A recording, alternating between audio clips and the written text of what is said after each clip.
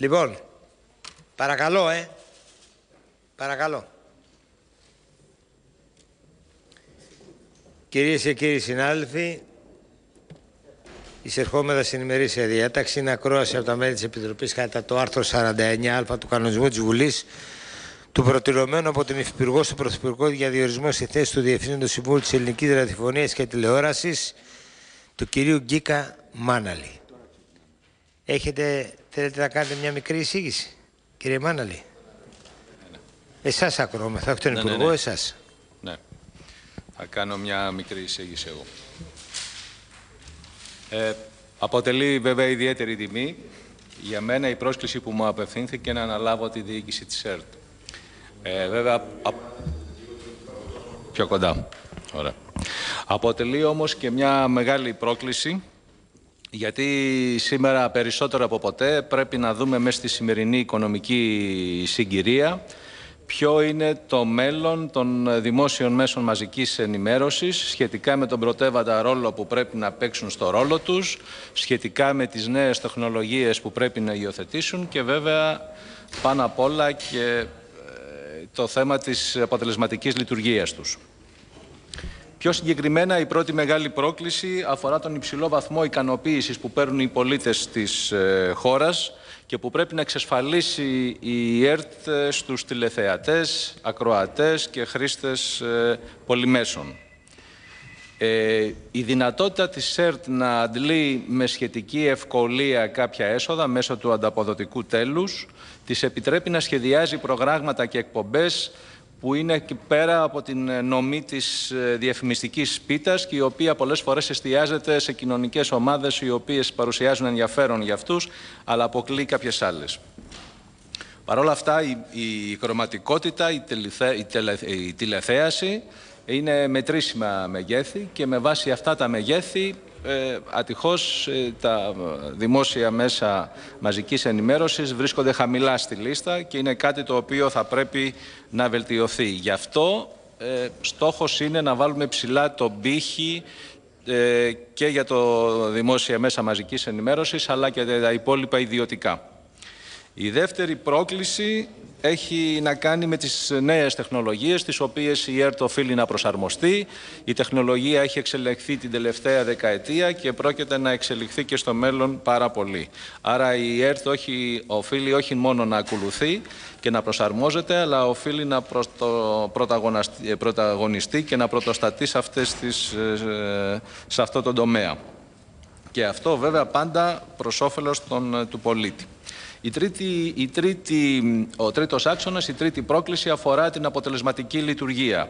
Ιδιαίτερα σήμερα που η χώρα μας βρίσκεται σε μια δεινή οικονομική κρίση, η σχετική ευκολία άντλησης των εσόδων δεν πρέπει να αποτελεί, δεν μπορεί να προσανατολίσει και να αποτελεί εφαλτήριο για εφησυχασμό της διοίκησης για τις κατάλληλες στρατηγικές αποφάσεις.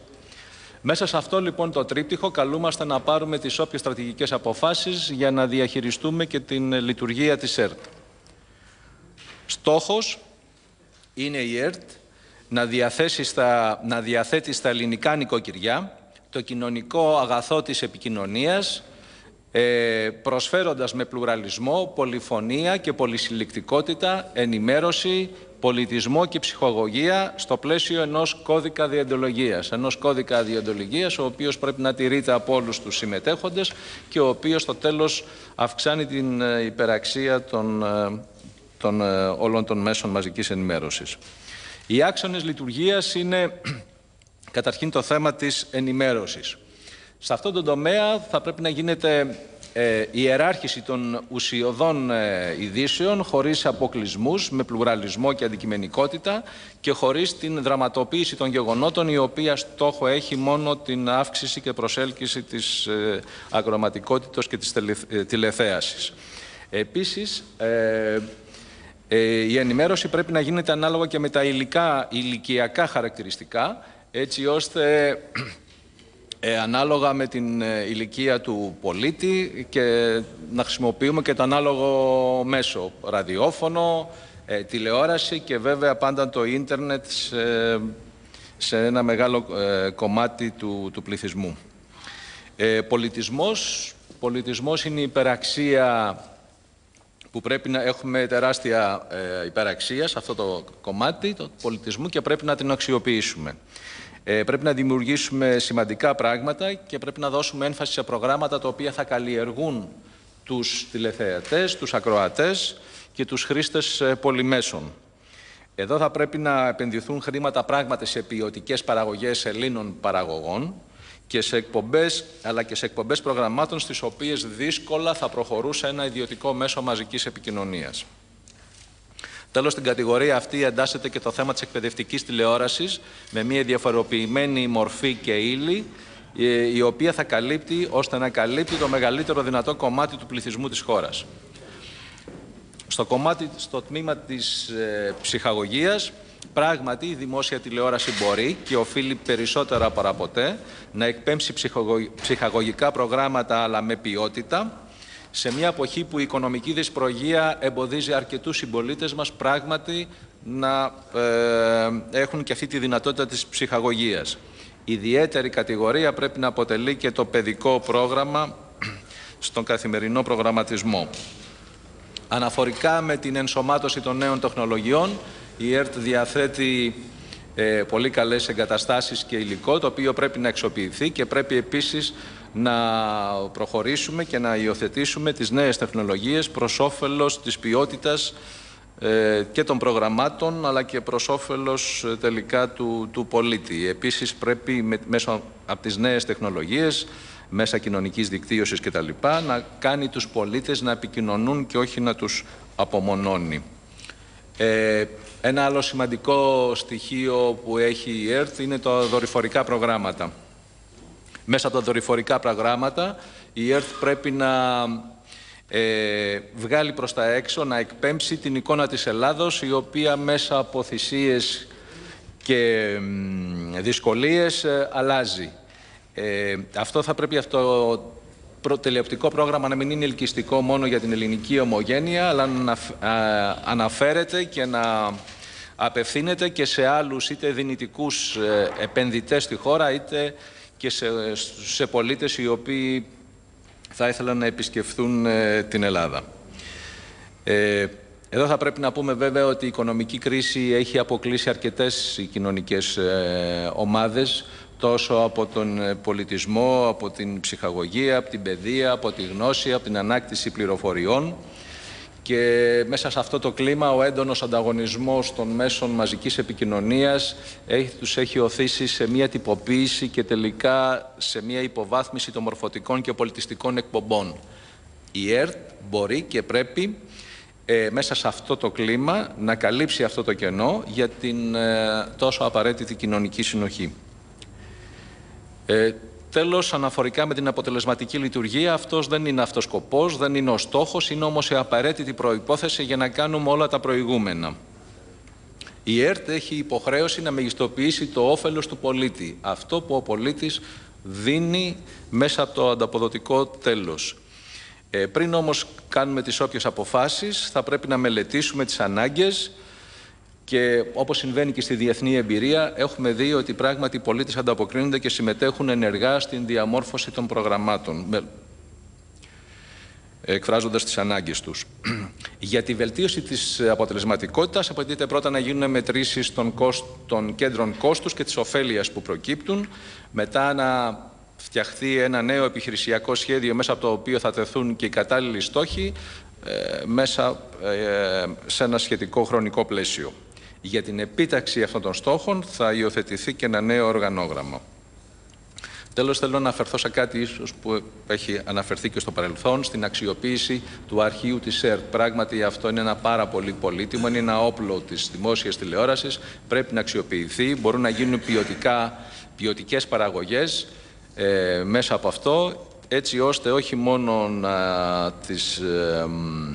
να εκπέμψουμε στο σύνολο των πολιτών, αλλά και να δημιουργηθούν και τηλεοπτικά προϊόντα μεγάλης αξίας και να προσπορήσουν έσοδα και στην ΕΡΤ. Και τέλος, βέβαια, δεν πρέπει να ξεχνάμε και το κοινωνικό προφίλ της ΕΡΤ ως μια σύγχρονη εταιρεία, την λεγόμενη εταιρική κοινωνική ευθύνη της εταιρείας. Η ΕΡΤ οφείλει να είναι κοντά στον άνθρωπο, πρέπει σε συνεργασία με άλλους οργανισμούς και άλλες κοινωνικές ομάδες να στηρίξουν και να πρωταγωνιστήσουν σε φιλανθρωπικές δράσεις προς όφελος της κοινωνικής ευημερίας, συμβάλλοντας στην ανακούφιση όλων όσων το έχουν ανάγκη. Ευχαριστώ, κύριε Πρόεδρε. Ευχαριστούμε πάρα πολύ. Σας ήταν πολύ κατατοπιστικός. Θέλω να κάνω και εγώ δύο παρατηρήσεις, κύριε Πρόεδρε. Πρωτού σας δώσω το λόγο. Η πρώτη μου παρατήρηση αφορά την ποιότητα των προγραμμάτων της κρατικής ραδιοτηλεόρασης. Παρακαλώ, κύριε Μπούρα. Παρακαλώ. Αφορά την ποιότητα των προγραμμάτων και νομίζω δεν πρέπει να θυσιάσετε στο βωμό στα μηχανάκια της AGP την ποιότητά σας. Νομίζω ότι πρέπει να παραμείνετε στην ποιότητα που έχετε, διότι έχετε ποιοτικούς τηλεθεατάς και ακροατάς στο ραδιόφωνο. Αυτή είναι η πρώτη μου παρατήρηση. Η δεύτερη μου παρατήρηση αφορά την αξιοποίηση του αρχειακού υλικού της ΕΡΤ. Νομίζω ότι είναι κάτι που πρέπει να το εκμεταλλευτείτε, γιατί έχετε στα χέρια σας θησαυρό. Και θα σας φέρω σαν παράδειγμα ότι το αρχειακό υλικό το οποίο χρησιμοποιεί η Βουλή στο κανάλι της, το έχει πληρώσει στην ΕΡΤ.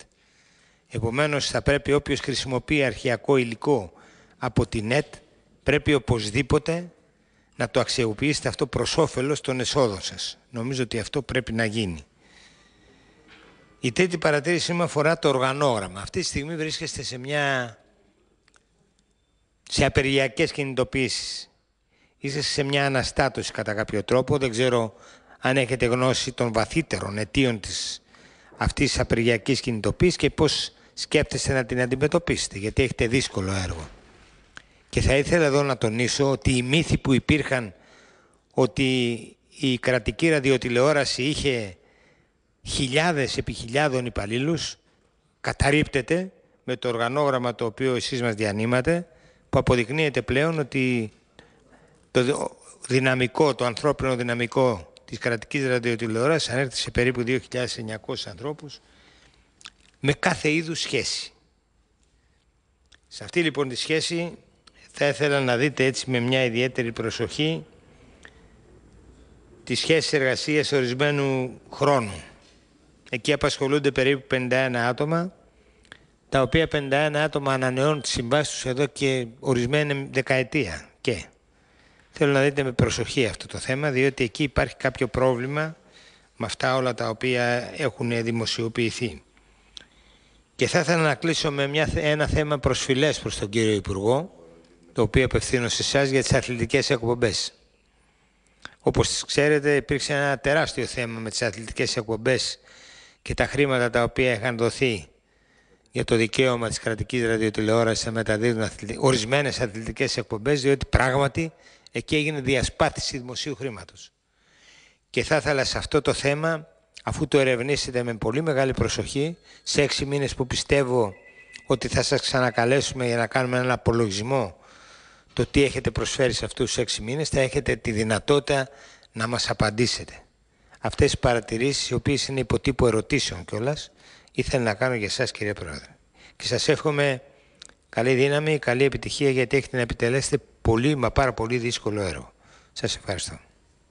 Θέλετε να απαντήσετε τώρα, ή να απαντήσετε στον κύκλο των ερωτήσεων που θα απευθύνουν και οι κύριοι συνάδελφοι? Έχει ζητήσει... Εσείς τι λέτε?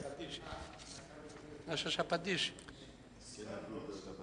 Ένα λεπτό. Από ό,τι είδα κρατούσατε σημειώσεις αναλυτικές.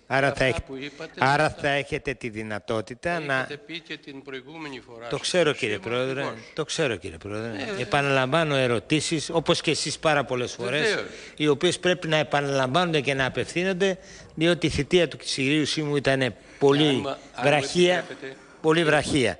Κύριε Πρόεδρε, αν μου επιτρέπετε. Θα ολοκληρώσω. Καλό είναι να σας απαντήσει, θα ολοκληρώσω. Διότι αν απαντήσει στο τέλος σε όλους, φοβούμαι ότι δεν θα έχουμε μια διαδικασία. Θα σας κάνει ερώτηση που θέλει να πάει ο κύριος Λαφαζάνης στην άλλη επιτροπή δίπλα και μετά θα απαντήσετε. Ευχαριστώ, κύριε Πρόεδρε.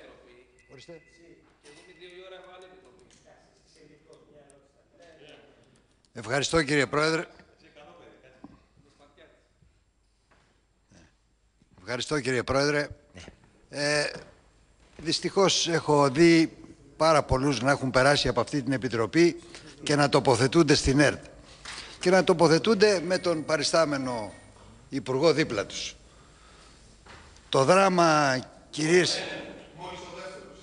όχι με εσάς.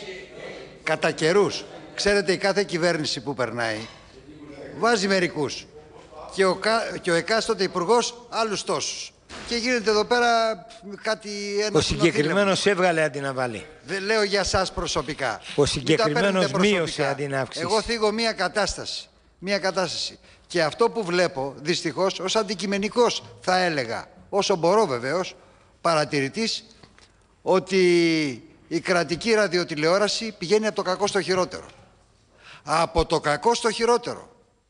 Αντί σήμερα να έχουμε μια κρατική ραδιοτηλεόραση η οποία να είναι προμετωπίδα στην ενημέρωση, να είναι πολύ μπροστά από τα ιδιωτικά κανάλια, με το χάλι που έχουν, να έχει μια θεαματικότητα και να είναι αγαπητή από τον κόσμο, δυστυχώς έχουμε μια κρατική ραδιοτηλεόραση παρά τους πόρους που διαθέτει για αυτήν ο ελληνικός λαός να είναι ουραγός.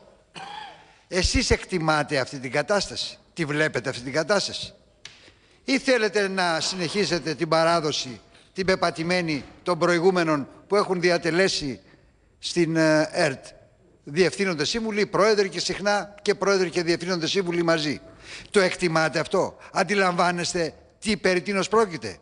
Αντιλαμβάνεστε ότι η ΕΡΤ θα έπρεπε να έχει έναν πολύ διαφορετικό ρόλο, πολιτικό, ενημερωτικό, πολιτιστικό, κοινωνικό, να είναι δηλαδή πρωτοπόρα αυτή τη στιγμή στο χώρο των μέσων ενημέρωσης και όχι μόνο με τη στενή έννοια μέσων μαζικής ενημέρωσης.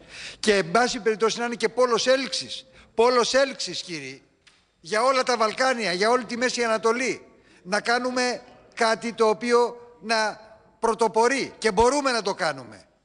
Αντί να επιδιώκουμε την Ελλάδα κέντρο σε διάφορα άλλα που φέρνουν δεινά και δυσφημούν τη χώρα, να την κάνουμε κέντρο σε σοβαρά θέματα που έχουν και προοπτική. Το αντιλαμβάνεστε αυτό όμως?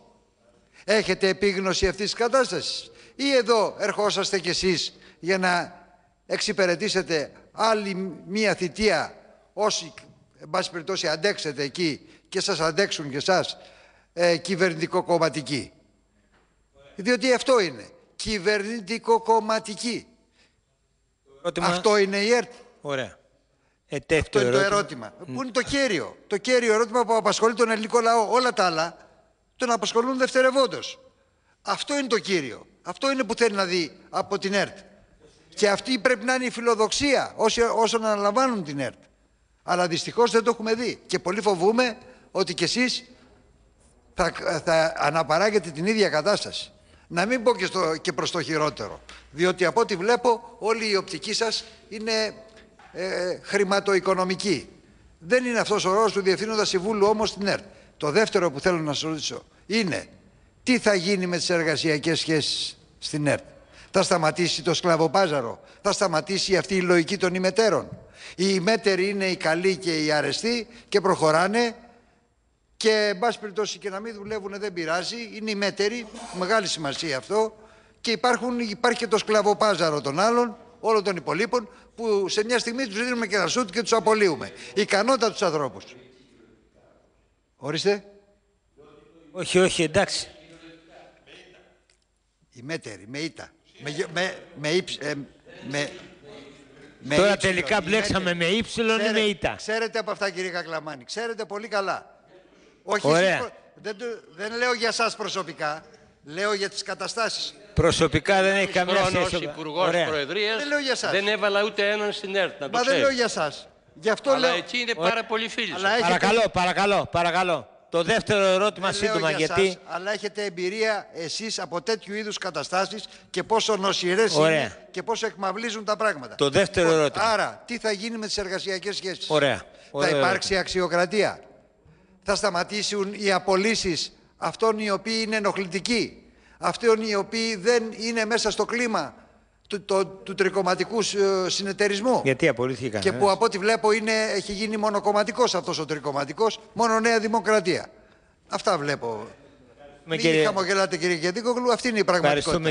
Και στείνετε και επικοινωνιακά κέντρα εσείς και στείνετε και επικοινωνιακά κέντρα που το μόνο που κάνουν είναι να διαστρεβλώνουν αυτά που λέει ο καθένας. Δεν μπορεί να μιλήσει κανένα στην πολιτική ζωή αυτή. Πρέπει να τον βγάλετε να έχει μαγνητόφωνο και να λέει ότι αναπαράγει, ας πούμε, ωραία, ολοκληρώσατε. Αν είναι δυνατόν. Ολοκληρώσατε. Αλλά εσείς θα κάνετε αυτά. Ολοκληρώσατε γιατί είσαστε εμβόλυμος. Ολοκληρώσατε.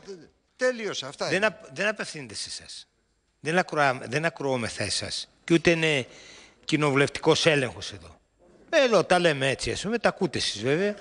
Υπάρχει και ο κοινοβουλευτικός έλεγχος, στον οποίο μπορούμε να απευθυνθούμε για να απαντήσετε. Θα δώσω το λόγο, κύριε Πρόεδρε, στον κύριο Γερμανή, γιατί έχει εκείνος μια επιτροπή να κάνει ένα ερώτημα. Ευχαριστώ, κύριε Πρόεδρε. Ξεκινάει 2 η ώρα, γι' αυτό καθυστερήσαμε λίγο να ξεκινήσουμε και... Μια ώρα. Από ό,τι διαβάζουμε στο βιογραφικό σας, δεν έχετε καμία σχέση εσείς ο ίδιος με την τηλεόραση ή με τα μέσα μαζικής ενημέρωσης ή έστω με κάποια περιφερειακή σχέση με την τηλεόραση ή το ραδιόφωνο. Πώς λοιπόν θα ηγηθείτε σαν διευθύνων σύμβουλος σε ένα μέσο που ουδέποτε είχατε επαφή? Αυτό είναι το ένα ερώτημα. Το άλλο που είναι να προσθέσω είναι η ΕΡΤ. Αν θέλετε λίγο ησυχία, κύριε Πρόεδρε, για να μ' ακούει και ο ενδιαφέρον. Ευχαριστώ πολύ. Ένα άλλο που θέλω να προσθέσω είναι ότι η ΕΡΤ, έναντι των άλλων ενημερωτικών μέσων, μπορεί να ξέρει από τις αρχές της σεζόν τι budget θα έχει. Οπότε έχει και ένα προβάδισμα έναντι των ιδιωτικών ανταγωνιστών της. Οπότε μπορεί να επιλέξει εξ αρχής τα προγράμματα να είναι υψηλού επίπεδου. Ανταυτού, έως σήμερα βλέπουμε το αντίθετο. Και σε αυτό μια τοποθέτησή σας, αν μπορείτε να κάνετε. Και το άλλο είναι ένα σοβαρό θέμα και θα συμφωνήσω και εγώ με τον Πρόεδρο όσον αφορά το τεράστιο αρχαιακό υλικό που έχει η ΕΡΤ και το οποίο δεν έχει αξιοποιηθεί μέχρι σήμερα και από ό,τι μαθαίνουμε αρκετό υλικό έχει καταστραφεί με κάποιους περίεργους τρόπους. Δεν το γνωρίζουμε αυτό ή έχει χαθεί. Αν το γνωρίζετε και πώς μπορεί να προβληθεί, αν έχετε σκεφτεί κάτι στο μυαλό σας πάνω σε αυτό. Ευχαριστώ πολύ. Σπύρο, όμως θες και εσύ για να κάνεις μια ερώτηση, γιατί είσαι σύντομος. Ωραία, ο κύριος Καλβατζής. Και εσύ.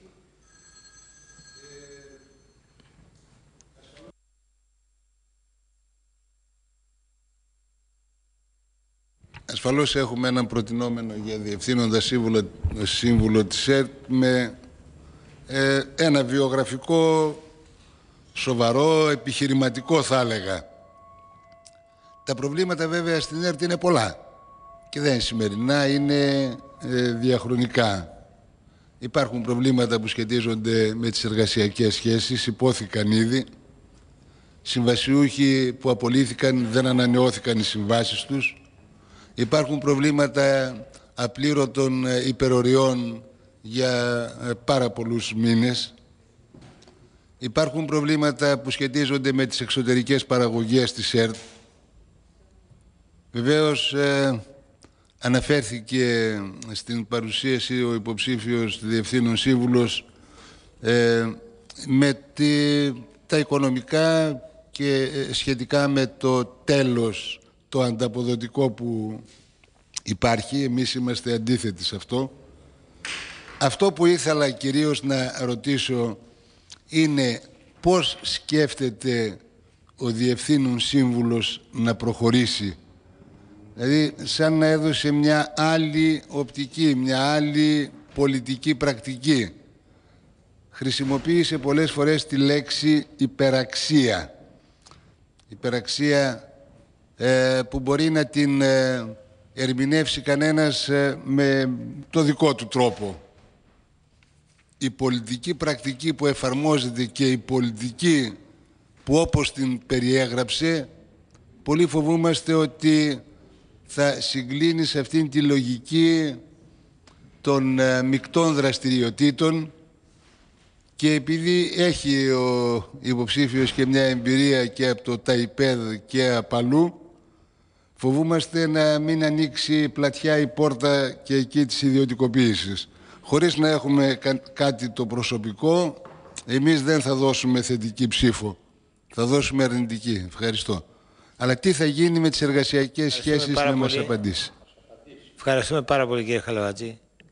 Κύριε Γιωβανόπουλε, μια ερώτηση μόνο, έτσι.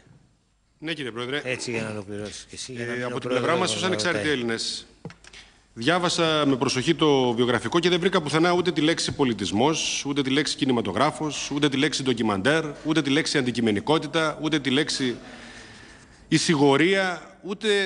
Είναι πλούσιο το βιογραφικό του υποψηφίου ή αν όχι του ήδη του ανθρώπου που έχει καταλάβει τη θέση. Προφανώς είναι μια πολιτική θέση που έχετε αναλάβει. Ανεξαρτήτως του ότι εμείς θα ψηφίσουμε παρόν, κύριε Πρόεδρε. Εγώ ήθελα μόνο να παρατηρήσω το εξής. Πολύ πρόσφατα εμείς είχαμε έντονα παράπονα για το ότι ήμασταν αποκλεισμένοι από τις συχνότητες της ΕΡΤ. Και μάλιστα το φαινόμενο μπορεί να έχει λίγο εξαλειφθεί και στρογγυλευθεί, αλλά παρόλα αυτά συνεχίζουμε να βλέπουμε πολλές φορές στα πάνελ τα οποία δημιουργούν και μια συγκεκριμένη ταυτότητα λόγου που απευθύνεται στο λαό, τουλάχιστον από 3 ανθρώπους του συγκυβερνώντος τόξου και μόνο μία ή 2 φωνές οι οποίες είναι σε αντιμνημονιακή θέση. Γι' αυτό το λόγο, εξάλλου, ξέρετε, είχαμε καταθέσει και μηνυτήρια αναφορά στον πρόεδρο του Αρείου Πάγου για τον αποκλεισμό που είχαμε υποστεί ως παράταξη, ως κίνημα. Και βέβαια από εκείνη τη στιγμή άρδιν άλλαξε το τοπίο, αρχίσαμε να δεχόμαστε κλήσεις. Δηλαδή από τον Αύγουστο και μέχρι κάποια στιγμή τα Χριστούγεννα δεν είχαμε καμία ή 1 ή 2 προσκλήσεις σε όλο αυτό το φαινόμενο με το οποίο προσεντερίζεται η ΕΡΤ την ενημέρωση. Ήθελα λοιπόν να σας ρωτήσω την έννοια αντικειμενικότητα στην ενημέρωση, την έννοια εισηγορία στον πολιτικό λόγο, την έννοια αξιοπιστία στην εμφάνιση των επιχειρημάτων έτσι όπως πρέπει να. Πώς θα την υπηρετήσετε καλύτερα και πώς σκέφτεστε να σχεδιάσετε αυτήν ακριβώς την ανάγκη πέρα από την συνταγματική υποχρέωση. Γιατί και το Σύνταγμα έχει φτάσει σε ένα επίπεδο τώρα πια να πετροβολείται, να παροράται κλπ. Λοιπόν, αυτή την ανάγκη που είναι χρία, είναι δημοκρατική επιταγή. Ήθελα να ξέρω πώς σχεδιάζετε να την υπηρετήσετε. Ευχαριστώ πολύ, κύριε Πρόεδρε. Ωραία, ευχαριστούμε. Θέλετε να απαντήσετε τώρα στο σύνολο των ερωτήσεων που έχουν υποβληθεί μέχρι στιγμής για να μην σας φορτώνουμε πολύ και μετά στο δεύτερο κύκλο θα απαντήσετε στην κυρία Νάντια Βαλαβάνη και στον κύριο Πρόεδρο. Καταρχήν, ναι. Να ξεκινήσω από το προσωπικό θέμα που αφορά το βιογραφικό όσον αφορά το γεγονός ότι πράγματι δεν έχω εμπειρία στο κομμάτι των δημόσιων μέσων μαζικής ενημέρωσης. Να σας πω, πράγματι υπάρχει μια εμπειρία η οποία αρκετών χρόνων στο χρηματοπιστωτικό χώρο και στη διοίκηση των επιχειρήσεων. Μετά την πρόσκληση την οποία δέχθηκα σχετικά με το θέμα της διοίκησης της ΕΡΤ, εκείνο που πρέπει να κάνουμε είναι να αλλάξουμε το προφίλ της δημόσιας τηλεόρασης, να δώσουμε ένα νέο στίγμα. Πρέπει η ΕΡΤ να έχει στόχο να μπει σε όλα τα νοικοκυριά μέσα και προσφέροντας με πολυφωνία, πολυσυλλεκτικότητα και πλουραλισμό να δίνει ενημέρωση, ψυχαγωγία και πολιτισμό. Αυτός θα είναι ο στόχος. Αυτός ο στόχος θα υπηρετηθεί μέσα από μια σειρά από δράσεις. Θα πρέπει να φτιάξουμε να μελετήσουμε πρώτα τις ανάγκες των πολιτών για το τι πρόγραμμα θέλουν, ποιες είναι οι ανάγκες τους, πώς θέλουν να τις καλύψουν και μέσα από εκεί θα φτιάξουμε ένα νέο επιχειρησιακό σχέδιο. Θα θέσουμε τους στόχους και τους οποίους θα τους υπηρετήσουμε μέσα από νέο οργανόγραμμα το οποίο θα υπηρετήσει αυτούς τους στόχους. Σχετικά με την ποιότητα των προγραμμάτων, πράγματι η ΕΡΤ οφείλει και πρέπει και μπορεί να αξιοποιήσει όλο αυτό το υλικό που έχει και έμψυχο και άψυχο και το αρχείο της αλλά και το υλικό που έχει σαν των δημοσιογράφων έτσι ώστε να παράγει ποιοτικά προγράμματα τα οποία θα κινούνται πέρα από τη λογική της προσέλκυσης και της νομής της διαφημιστικής πίτας και δεν θα γίνονται θυσία στο βωμό της AGB. Πρέπει να κινείται έξω από την λογική των ιδιωτικών μέσων και τα οποία αυτά βέβαια είναι υποχρεωμένα μέσα σε αυτή την οικονομική δυσπραγία να κινούνται στο κυνήγι της τηλεθέασης και της ακροματικότητας. Σχετικά με την αξιοποίηση του αρχείου, θεωρούμε ότι είναι ένα μεγάλο όπλο, είναι ένας θησαυρός στα χέρια της δημόσιας τηλεόρασης. Πρέπει να αξιοποιηθεί, μπορεί να φτιάξει προϊόντα υψηλής ποιότητας και τα οποία στο τέλος της ημέρας, εκτός από την ικανοποίηση του πολίτη, θα φέρουν και έσοδα στο ταμείο της ΕΡΤ.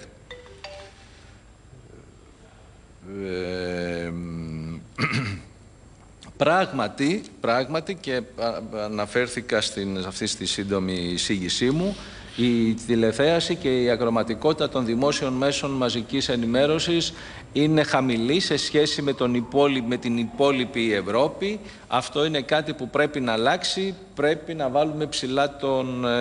βάλουμε ψηλά τον πύχη. Σχετικά με τις νέες τεχνολογίες, πράγματι η ΕΡΤ πρέπει να πρωτοστατεί, να πρωταγωνιστεί σε αυτό το ρόλο, να είναι μπροστά από τα άλλα δημόσια μέσα και σε αυτό στην εισήγησή μου αναφέρθηκα εκτενώς.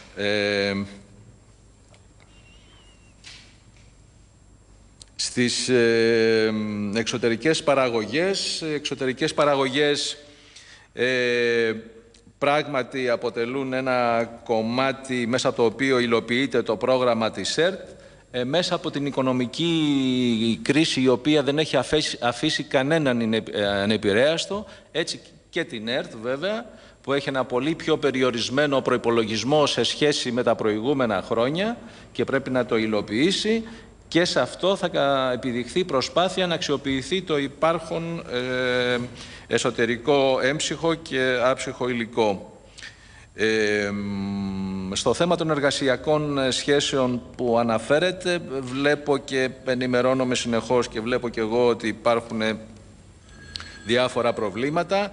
Να ξέρετε ότι η τωρινή διοίκηση μετά από σήμερα που θα αναλυφθεί πράγματι θα γίνεται μέσα από ένα σύστημα κανόνων, αρχών και αξιών, και βέβαια εκεί όποιος δεν τηρεί αυτούς τους κανόνες νομίζω ότι κανένας δεν θέλει να ζει εις βάρος του Έλληνα πολίτη, του Έλληνα φορολογούμενου που τόσο πολύ χυμάζεται αυτή την εποχή. Στο θέμα των υπεροριών που άκουσα κάποια στιγμή, νομίζω ότι σε αυτό υπάρχει μια επικοινωνία με την κυβέρνηση για το Υπουργείο Οικονομικών, ναι, να διευθετηθεί, να γίνει κάτι προς αυτή την κατεύθυνση.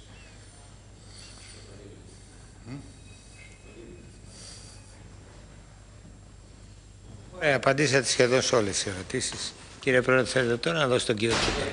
Εσείς τώρα. Ναι, Πρόεδρος ο κύριος Κακλαμάνης. Έχεις δει το λόγο. Κύριε Βάναλη, περάσατε προημερών σε ακρόαση από το Εθνικό Ραδιοτηλεοπτικό Συμβούλιο. Δεν έχουμε, κύριε Πρόεδρε, και θα πρέπει νομίζω να έχουμε όσο το δυνατόν περισσότερα στοιχεία προκειμένου να επιτελείται το έργο αυτής της Επιτροπής, που είναι εξαιρετικά σημαντικό και για την ουσία των ζητημάτων αλλά και για το κύρος του Κοινοβουλίου. Γι' αυτό και επιμένω οι διαδικασίες μας να είναι όσο δυνατόν πιο αποτελεσματικές, με την παρουσία όλων μας, εάν δεν υπάρχει κόλλημα είτε στην Ολομέλεια είτε σε μια άλλη επιτροπή, γιατί δεν θέλω να καταντήσει αυτή η επιτροπή και ο ρόλος της τυπικός. Να θεωρούν δηλαδή είτε η εκάστοτε κυβέρνηση και οι αρμόδιοι υπουργοί, είτε τα πρόσωπα που μας κάνουν την τιμή και που είναι και υποχρεωμένα, αλλά ταυτόχρονα έρχονται εδώ με καλή διάθεση για να διατυπώσουμε μια άποψη. Να ξέρουν ότι εδώ οι διαδικασίες μας ότι είναι ουσιαστικές. Γι' αυτό και θα επιμείνω σε συγκεκριμένες ερωτήσεις, για τις οποίες παρακαλώ να κρατάτε σημείωση για να μου απαντήσετε. Το πρώτο ερώτημα. προκύπτει και από ορισμένες απαντήσεις που έχετε ήδη δώσει. Δεν έχετε, είπατε, εμπειρία για την δημόσια τηλεόραση. Επειδή η εμπειρία σας, όπως είδα από το βιογραφικό σας, έχει να κάνει με γνώσεις ευρύτατες και εμπειρία πλουσιοτάτη σχετικά με τα χρηματοοικονομικά, χρηματοπιστωτικά και ευρύτερα ζητήματα της οικονομίας. Θέλω να ρωτήσω αν έχετε άμεσα ή έμεσα σχέση με τον ιδιωτικό τομέα των μέσων ενημέρωσης. Σημειώστε το για να... Σημειώστε το, σας παρακαλώ. Διότι είπατε δεν έχω από την δημόσια τηλεόραση. Κατόπιν και της απαντήσεως αυτής, θέλω να σας ρωτήσω, είστε μέχρι υποθέτω της ημέρας που θα οριστικοποιηθεί η τοποθέτησή σας, διότι το πιστοποιητικό που συνοδεύει το βιογραφικό σας είναι 26 Μαρτίου. Υποθέτω ότι δεν έχετε παραιτηθεί ακόμη από την First Business Bank που είστε διευθύνων σύμβουλος. Ναι. Διευθυντής Οικονομικών Υπηρεσιών, ναι. Αλλού υπήρξατε διευθύνων σύμβουλος. Λοιπόν, μέχρι αυτής της στιγμής εξακολουθείτε να είστε εκεί. Ο βασικός μέτοχος της εταιρείας σας, αυτής, τα οικονομικά στοιχεία και τις δραστηριότητες προφανώς επενδυτικές και άλλες, ως αρμόδιο στέλεχος γνωρίζετε και διαχειρίζεστε. Έχει ενασχόληση μέχρι σήμερα με μέσα μαζικής ενημέρωσης, έντυπα ή και τηλεοπτικά?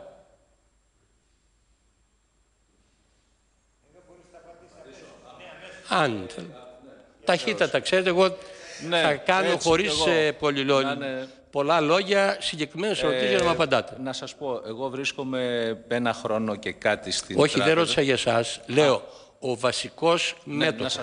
Να σας πω, ναι, θα έρχομαι σε αυτό. Βρίσκομαι ένα χρόνο και κάτι στην τράπεζα αυτή. Η μόνη μου σχέση είναι με την τράπεζα. Από ό,τι γνωρίζω, αλλά όχι όμως από την κοινωνική ζωή και οικονομική, πράγματι έχει παρουσία και στα ιδιωτικά μέσα, αλλά εγώ δεν έχω επαφή. Ναι, εντάξει, εγώ σας ρωτώ, ναι. Εάν ο βασικός μέτοχος της εταιρείας αυτής έχει συμμετοχή σε ιδιωτικά έντυπα και τηλεοπτικά μέσα. Γνωρίζετε αν έχει ενδιαφέρον για την επέκταση αυτών των δραστηριοτήτων του, είτε ως επιχειρηματίας είτε και ως κοινωνικός άνθρωπος. Εδώ πολλοί αγοράζουν μια ποδοσφαιρική ομάδα, αγοράζουν ένα κανάλι. Δεν είναι μεμπτό αυτό, αν κανείς από εκεί πέρα λειτουργεί με κανόνες. Όχι, δεν το ξέρω. Δεν γνωρίζετε. Τον έχω συναντήσει 2 φορές. Καλώς. Σε ένα διοικητικό. Όχι, λέω μήπως και με την έννοια που είπατε από την περιραίουσα ατμόσφαιρα, από τις δημοσιότητες, γιατί και εγώ δεν τον γνωρίζω προσωπικώς, τον κύριο της τράπεζας αυτής, η οποία είναι εισηγμένη στο χρηματιστήριο. Όχι, δεν είναι εισηγμένη. Γιατί δεν έχει επαρκή κεφάλαια, δεν έχει κύκλο δραστηριοτήτων? Να σας πω, και άλλες είναι. Εντάξει, εισέρχεστε σε ένα κομμάτι που το ξέρω καλύτερα. Αρκετές τράπεζες είναι οι λεγόμενες μη συστημικές, δεν είναι εισηγμένες. Αυτές είχαν ή μικρό μέγεθος ή δεν το επέτρεπαν τα οικονομικά του στοιχεία. Ή κάποιες από αυτές δεν θέλανε και οι μέτοχοί τους να εισέλθουν στο χρηματιστήριο. Ναι, ρωτώ για τον εξής λόγο.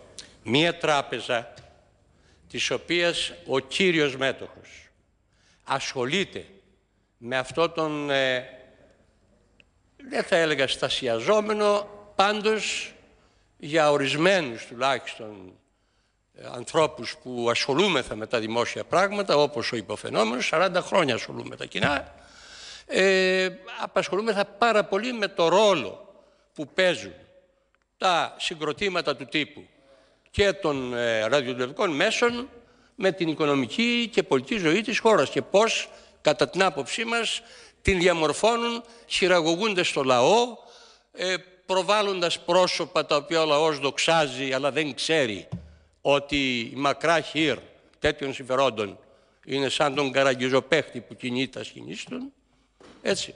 Λοιπόν, δεν γνωρίζετε γιατί τελικώς. Σας θέτω υπόψη σας, γιατί με απασχολεί το θέμα αυτό και την Επιτροπή μας προφανώς, ότι όλα όσα μέχρι τώρα έχουν συμβεί ή τα πλήστα σχετικά με το ρόλο του τραπεζικού συστήματος έχουν να κάνουν με μικρές τράπεζες. Από εποχής Κοσκοτά μέχρι Λαβερντιάδη, οι πλήστες δε εξ αυτών των τραπεζών απέφυγαν να εισαχθούν στο χρηματιστήριο, τότε ελέγχονται. Όπως γνωρίζετε, διότι υπήρξατε εσείς, άλλη ερώτησή μου, έχετε τεράστια πείρα νομίζω, επί δεκαετία είσαστε στην εταιρεία του χρηματιστηρίου. Μη σας ρωτώ εγώ, πέστε μας εταιρείες που μπορεί ή πρόσωπα και επιχειρηματίες που θέλουν να ασχοληθούν με τα μέσα ενημέρωση και ασχολούνται, που σημαίνει ότι έχουν κάποια οικονομική βάση, γιατί αποφεύγουν να εισαχθούν στο χρηματιστήριο, οπότε πρέπει να έχουν διαφανέστερη λειτουργία και διότι και από την Επιτροπή Κεφαλαγοράς θα μπορούν να ελέγχονται αμεσότερα. Θέλω την άποψή σας που σίγουρα θα είναι από τη δική μου πιο τεκμηριωμένη και πιο... Μπορεί να φαντάζομαι και πράγματα που δεν έχουν και βάση. Κύριος Λαφαζάνης θα σας ακούσει τώρα, γιατί θα θέλει να μάθει μερικά πράγματα για τους συμμετέρους. Θα τα πούμε για τους συμμετέρους. Να σας πω, υπήρχαν δύο κατηγορίες. Η μία κατηγορία είναι όσοι δεν μπορούσαν. Τα οικονομικά στοιχεία δεν επέτρεπαν την εισαγωγή αυτών των εταιρειών. Γιατί πρέπει να έχεις τουλάχιστον μια τριετία, συγκεκριμένο ύψος κεφαλαίων, συγκεκριμένη κερδοφορία κτλ. Άρα κάποιοι δεν μπορούσαν εκ των πραγμάτων να το έχαν. Εγώ το αποκλείω για τη συγκεκριμένη περίπτωση, διότι δεν ονομάζω, δεν έχει νόημα, αλλά ο άνθρωπος, δόξα τω Θεώ γι' αυτόν. Και κάποιοι δεν ήθελαν. Γιατί όπως είπατε κι εσείς, καταλαβαίνετε ότι είναι κάτι το οποίο λέμε, ότι μια εισηγμένη εταιρεία έχει μεγαλύτερη... Προχωρώ σε επόμενη ερώτηση. Ναι. Αυτό αφορά χρηματοοικονομικά. Να πάμε τώρα στην ουσία. Προχωρώ τώρα σε επόμενη ερώτηση. Στο Ραδιοτηλεοπτικό Συμβούλιο, το οποίο δεν έχουμε δυσκολία στα πρακτικά, αλλά πληροφορήθηκα από δημοσιεύματα ότι είπατε ότι πάτε στην ΕΡΤ για να την εξηγιάνετε. Έτσι. Το εννοούσατε? Θεωρείτε ότι θα έχετε λόγω των γνώσεών σας κάποιον εξηγιαντικό ρόλο εκεί? Διότι αυτό θέλουμε και εμείς. Γιατί κουμπώνεστε σε μια ερώτηση λογική?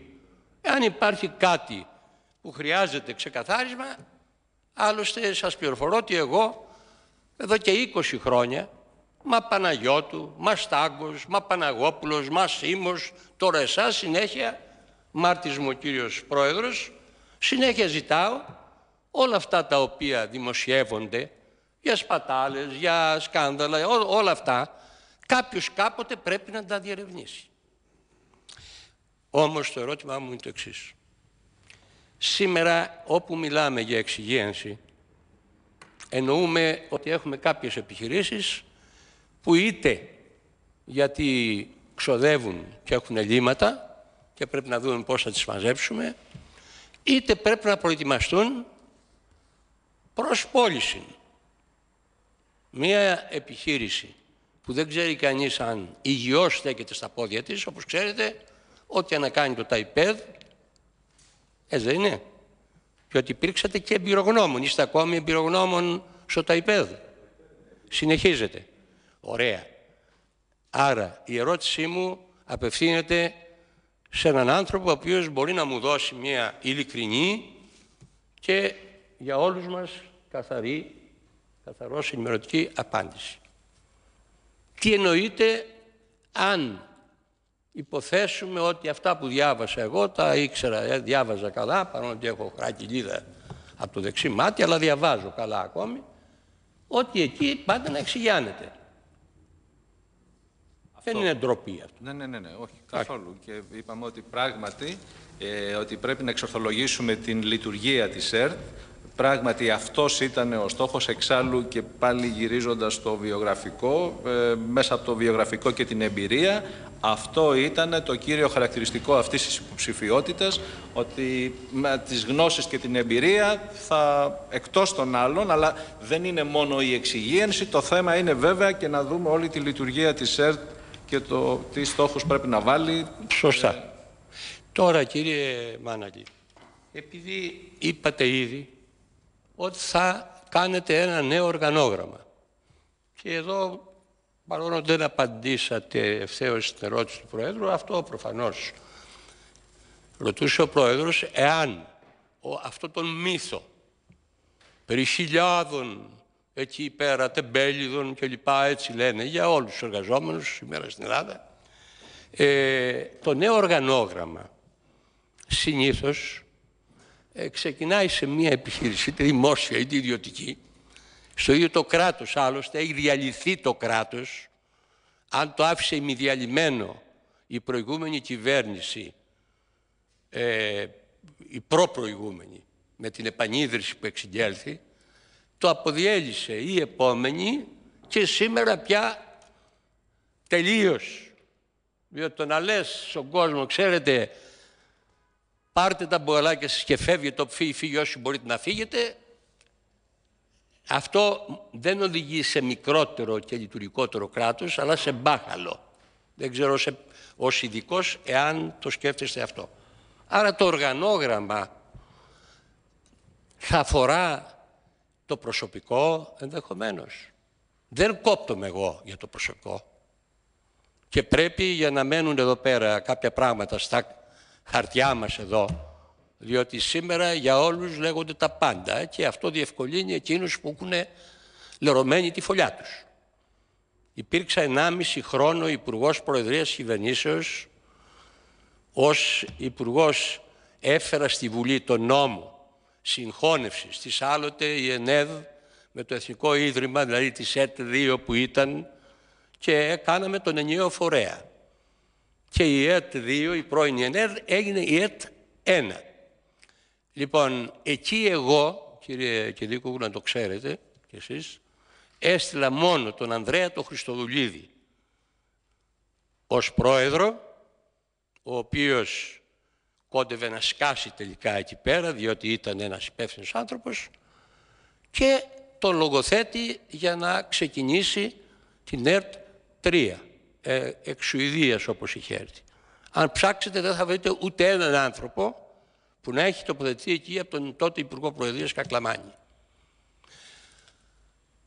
Με ενδιαφέρει επομένως, όπως καταλαβαίνετε, διότι εδώ κοπελιές και παλικάρια όλοι ένα κουβάρι και ο λαός αναλόγως χειραγωγείται. Έτσι. Λοιπόν, τι σημαίνει αυτό το οργανόγραμμα? Τι θα είναι αυτό? Να σας πω, βλέπετε κι εσείς ότι το σύνολο του προσωπικού με τα πρόσφατα στοιχεία που υπάρχουν είναι περίπου 2.915 άτομα. Εάν μέσα από το νέο επιχειρησιακό... Ο κόσμος που ακούει αυτό το νούμερο δεν έχει υπόψη του, γι' αυτό μετά την απάντησή σας, εγώ μέσα σε 60 δευτερόλεπτα θα διαβάσω ποιους σκοπούς εξυπηρετεί η ΕΡΤ. Διότι μπορεί σήμερα οι πάντες, όλοι μας και εδώ και εκτός από εδώ, πυροβολούμε την ΕΡΤ. Εμείς και όσοι εξημών πυροβολούμε την ΕΡΤ, είμαστε παρθένες, αρσακιάδες στα πορτοπαράθυρα των διαφόρων επιχειρηματιών.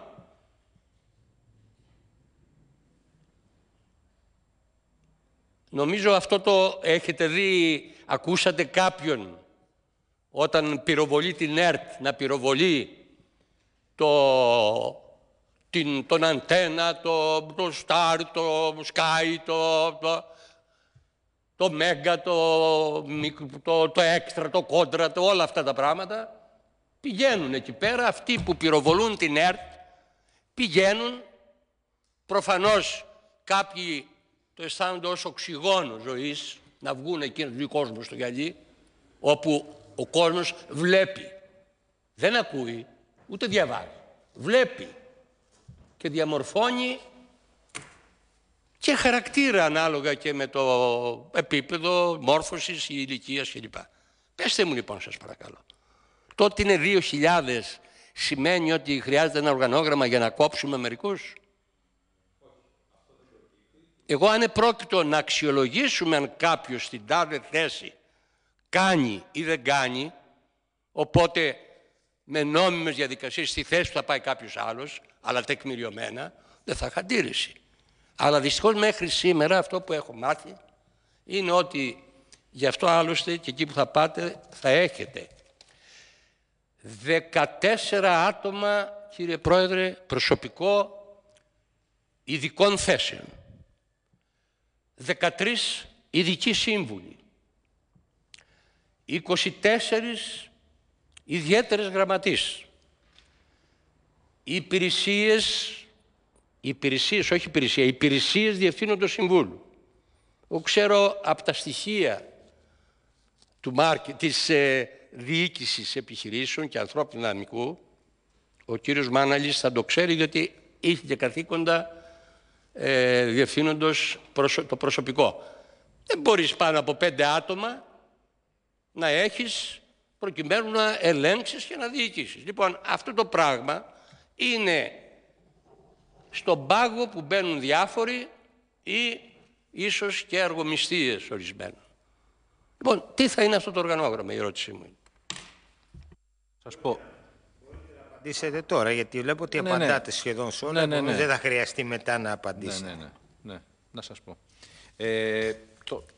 Δεν είναι αυτός σκοπός το οργανόγραμμα. Δεν πάμε για να κάνουμε ένα νέο οργανόγραμμα και μέσα εκεί να χωρέσουμε ή να μην χωρέσουμε τον κόσμο. Αφού βάζουμε το στόχο πώς θέλουμε την ΕΡΤ, που τη θέλουμε πολυφωνική, πλουραλιστική, να προσφέρει ενημέρωση, ψυχαγωγία και πολιτισμό στον κόσμο και κυρίως ο κόσμος να παίρνει ικανοποίηση από αυτό το ανταποδοτικό τέλος, από αυτά τα χρήματα που δίνει, τα 4,24 σε κάθε λογαριασμό, θα φτιάξουμε ένα επιχειρησιακό σχέδιο, το οποίο για να εξυπηρετηθεί μετά τη στοχοθεσία και ένα συγκεκριμένο χρονοδιάγραμμα υλοποίηση αυτών των στόχων, θα πρέπει να υπάρχει ένα οργανόγραμμα για να εξυπηρετήσει αυτούς τους στόχους. Πάνω εκεί θα δούμε τι θα γίνει. Αναφέρω ένα παράδειγμα, γιατί έχει εκλειφθεί λίγο... Κύριε Υπουργέ, αν θέλετε στο τέλος, κάντε κάποιο σχόλιο, αν θέλετε, επειδή η διαδικασία είναι όπως... Όχι, αν είστε συγκεκριμένο...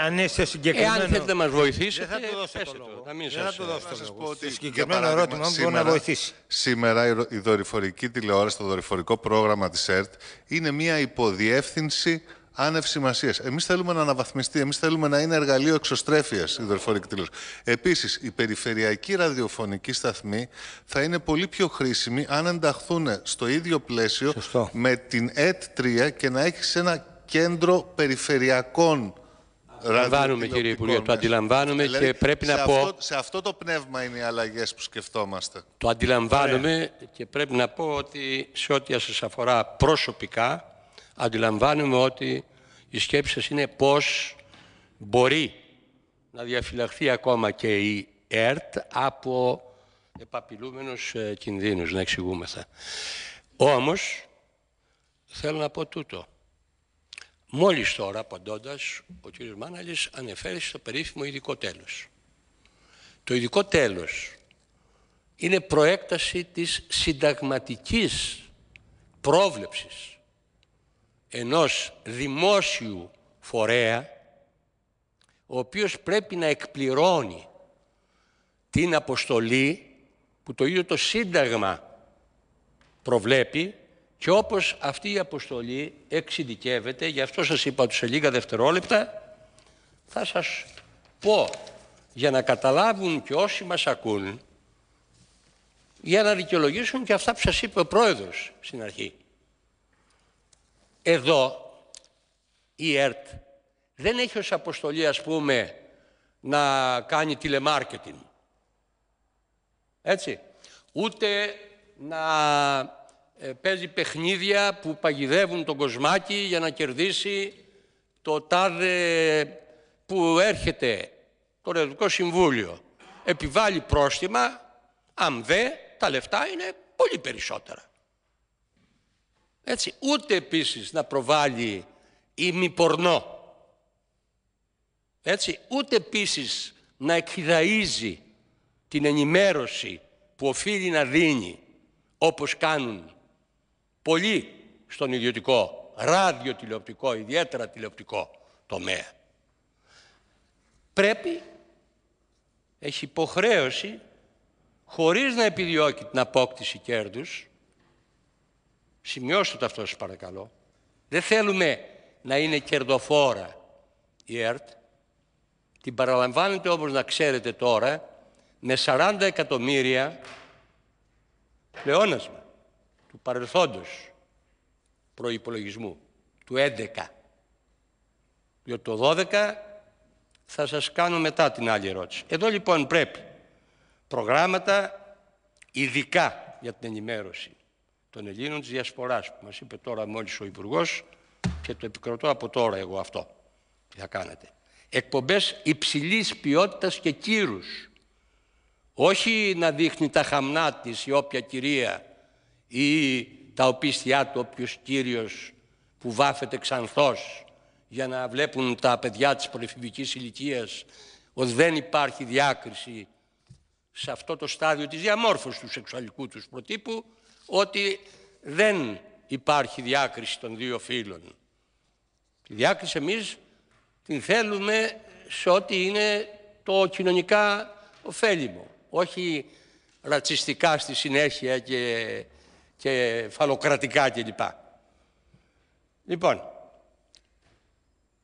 την ποιοτική ψυχαγωγία, πολυφωνία, το Σύνταγμα μάλιστα ειδικά αναφέρει, την αντικειμενική και με ίσους όρους μετάδοση πληροφοριών και ειδήσεων και προϊόντων υψηλής ποιότητας, τέχνης και πολιτισμού. Την ιστορική μνήμη, την ελληνική γλώσσα.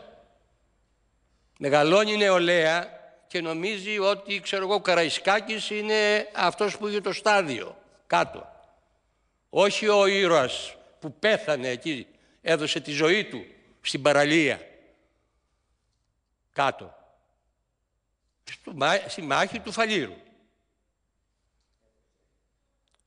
Να προάγει τον ελληνικό πολιτισμό. Όχι δηλαδή αυτό που βλέπουμε και δεν μπορούμε να πάμε πια να δούμε ένα θεατρικό έργο, διότι κάθε σουρρουλού ή ο κάθε σουρρουλές που έγινε γνωστός από κάποιο σύριαλ μαζεύει και 10 παιδάκια που νομίζουν ότι είναι ηθοποιοί από το πλήθος των ΙΕΚ και των άλλων που δίθεν παράγουν και στείνει, και αυτό είναι υποβάθμιση του πολιτισμού. Δεν είναι ο Χόρν πια. Δεν είναι ο Παπάς, δεν είναι η Λαμπέτη, δεν είναι οι άνθρωποι εκείνοι οι οποίοι έκαναν πολιτισμό. Πρόεδρε, αυτά λοιπόν και τα άλλα, σας παρακαλώ, σας δίδουν, και εδώ είναι το ερώτημά μου, σωστά κύριε Πρόεδρε, αυτά όλα θέλουν χρήμα. Το χρήμα το δίνει ο ελληνικός λαός με την συνδρομή του. Όμως πέρσι ξαφνικά προς το τέλος του 12 πληροφορούντηκαν οι προκατοχοί σας ότι ξαφνικά το Υπουργείο Οικονομικών, που μεσολαβεί, διότι δεν δίνει κατευθείαν η ΕΡΤ ή η ΔΕΗ στην ΕΡΤ τα λεφτά, εκεί στη ΔΕΗ πριν πάνε τα λεφτά στην ΕΡΤ κρατάει ξαφνικά το Υπουργείο Οικονομικών με μια διάταξη την οποία εμείς, κύριε Πρόεδρε, με εκείνο το έσχος των πράξεων νομοθετικού περιεχομένου, χωρίς να το καταλάβουμε, βάλανε κάποια διαταξούλα που λέει ότι από το τέλος αυτό, το ειδικό τέλος πάει για την ΕΡΤ, ότι εκεί αυτά τα ελλείμματα, ξέρετε, 2 εταιρείες με τα φωτοβολταϊκά που βάλανε θέσεις στην ΕΡΤ και στους πελάτες τους, εκεί λέει να πάρουμε 70 εκατομμύρια από την ΕΡΤ, να πάει στα φωτοβολταϊκά και τα ελλείμματα εκεί. Και τώρα πληροφορούμε ότι άλλα 40 εκατομμύρια. Και εδώ τίθεται το ερώτημα σε εσάς, κύριε Μάναλη. Για ποιο σκοπό πάτε εκεί άραγε? Για να διευκολυνθεί ο στόχος των επιχειρηματιών της ιδιωτικής τηλεόρασης, που με όλα αυτά τα χάλια είναι αναπόφευκτο να μην μπορούν να ανταγωνιστούν την ΕΡΤ. Να κατέβει και η ΕΡΤ κάτω. Αυτή την ερώτηση εγώ θέλω να μου την απαντήσετε, διότι είπατε πιο πριν και το σημείωσα. Κύριε Πρόεδρε, προσέξτε το αν θέλετε. Είπε πιο πριν, κύριος Μάναλης, ότι τα ιδιωτικά κανάλια είναι υποχρεωμένα, προφανώς εννοούσε από πλευράς οικονομικής, διότι από πλευράς θεσμικής, όχι μόνο δεν είναι υποχρεωμένα, αλλά αντιθέτως, προκειμένου λέει να έχουν τηλεθέαση, ώστε να βοηθηθούν για τη διαφήμισή τους, να κάνουν και πράγματα που δεν μπορεί η ΕΡΤ να τα κάνει. Αυτό το έσως, αυτή την τροπή. Λοιπόν, είναι φυσικό, κατεβαίνοντας στη λάσπη οι άλλοι, να θέλουν να κατέβει τουλάχιστον 2-3 σκαλοπάτια κοντά στη λάσπη και η ΕΡΤ. Γιατί έτσι θα μπορούν, βοηθούν τον και όλων όσους εξημών πυροβολούν την ΕΡΤ, να επιβιώσουν αυτοί οι κύριοι ως επιχειρήσεις. Άρα λοιπόν εδώ οφείλεται μία απάντηση ξεκάθαρη, σας παρακαλώ. Ωραία, απαντήστε κύριε μου. Ναι. Ήταν νομίζω και το τελευταίο ερώτημα του Πρόεδρου μας. Το τελευταίο ήταν. Πράγματι, σε αυτό το κομμάτι είναι ουσιαστικά αυτό. Υπάρχει μεγάλος προβληματισμός. Γιατί καταλαβαίνετε ότι με τα 70 εκατομμύρια που έχουν πάει στο Λαγιές, αυτόν αναφέρεστε, συν άλλα 40-47... Φέρομαι, μη λέτε σκέτο, ΑΓΕ, είναι πώς λένε, ενέργεια, αυτοί που είναι και στη φυλακή, οι οποίοι φόρεσαν τα φέσια στη ΔΕΗ και πρέπει η ΕΡΤ, δηλαδή ο απλός πολίτης που δίνει για να βλέπει ελληνική ταινία παλιά, να βλέπει ποιότητα, να ενημέρωση, να πληρώσει το κάθε λόγο. Εγώ αναφέρθηκα μόνο έτσι όπως αναφέρεται στην τροπολογία που είχε περάσει. Αποτελεί μεγάλο πρόβλημα. Δηλαδή, αν συνεχίσει αυτή η πολιτική, εγώ εκτιμώ, από τα λίγα που έχω δει, δεν έχω πάει ακόμα πάνω, εκτιμώ ότι θα δημιουργήσουμε μία προβληματική ΔΕΚΟ. Διότι στα χαρτιά που σας έχουν δώσει, στα στοιχεία που έχετε, και εγώ λίγα έχω, ναι μεν ήταν κερδοφόρα πέρυσι, αλλά σύμφωνα με τα ελληνικά λογιστικά πρότυπα, με τα διεθνή λογιστικά πρότυπα ήταν οριακά θετική, και γι' αυτό και με δεδομένο ότι έχει και συσσωρευμένες ζημιές της τάξης των 71 εκατομμυρίων. Τις οποίες όμως εξυπηρετεί κανονικότατα. Τις εξυπηρετεί, κανένα πρόβλημα σε αυτό. Καταλαβαίνετε ότι επειδή λοιπόν πέρυσι ήταν οριακά σύμφωνα με τα διεθνή λογιστικά πρότυπα, εάν συνεχιστεί αυτό το θέμα του πόρου με αυτή την τακτική, πολύ φοβάμαι όσο σημάζεμα και να κάνεις, όσο κάνεις, γιατί μιλάμε για τεράστια ποσά, για το μισό προϋπολογισμό της ΕΡΤ, φοβάμαι ότι θα δημιουργήσουμε πρόβλημα. Εδώ λοιπόν τίθεται το ερώτημα, διότι είναι χρόνια πια αυτή η επιδίωξη και σε εποχές που δεν ήταν τόσο πια τα οικονομικά του κράτους. Που θυμάμαι το 1992, όταν ήταν, ονομάζεται ΕΡΤ 2, που ήταν και παρολίγο να απολυθεί το κανάλι αυτό. Πρόσφατα, στην υπουργεία του κυρίου Μόσχερ. Πήγε να το περάσει από το Υπουργικό Συμβούλιο, να φέρει και διάταξη εδώ στη Βουλή. Υπερηφανεύομαι ότι του σταμάτησα. Και τώρα θα μπω επικεφαλής όποιον θέλουν να σταματήσουν ένα τέτοιο ενδεχόμενο. Μήπως αυτά που μου λέτε οδηγούν ότι πρέπει να βρεθούν κάποιες ριζικές λύσεις? Για παράδειγμα, η πρώην ΕΝΕΔ, που για τους σκοπούς αμυντικούς και εθνικούς καθαρά όπως εννοούσε τότε από τη δεκαετία του 50, έχει μέχρι το τελευταίο χωριό. Δεν υπάρχει άλλο κανάλι που να φτάνει μέχρι την τελευταία γειτονιά του τελευταίου χωριού της χώρας. Και μάλιστα να ακούγεται και στη Βουλγαρία και στην Τουρκία, αντί οι παραμεθόροι πληθυσμοί μας να δέχονται από εκεί. Λοιπόν, μπορεί, αν σας πούν τι κάθεσαι εκεί με το μολύβι να εξοικονομήσεις, να πουλήσουμε την ΕΤΕΝΑ, θα απολύσουμε και κάποιους από εκεί, διότι δεν θα χρειάζονται και λογικά, και ταυτόχρονα θα πάρουμε και λεφτά που θα βοηθήσουν και το δημόσιο χρέος, ή αν σας πούνε, όπως προεβλέπεται με το σχέδιο Μόσχελου, το οποίο μας το ανακοίνωσε από το Sky, και συνέντευξη που μετεδόθη όχι από την ΕΡΤ, αλλά ειδού κυβερνητικός εκπρόσωπος, κύριε Κυρίκογλου. Επειδή σου κάνουν κριτική, σκέψου, μια μέρα μας εμφανιζόσουν έτσι, θα σε πυροβολούσα πρώτος εγώ. Λοιπόν, και την ΕΡΤ 3, που επιτελεί εθνική αποστολή.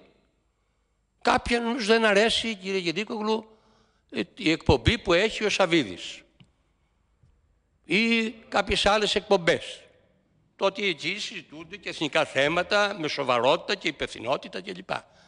Το σχέδιο αυτό προέβλεπε, δηλαδή τα δύο κανάλια που κάνουν πολιτισμό, που κάνουν ποιότητα, που πραγματικά δίνουν κύρος στη δημόσια τηλεόραση. Αν σας πούν λοιπόν, εντάξει, δεν μπορεί να βγει πέρα, μου λέτε ότι θα γίνει προβληματική ΔΕΚΟ.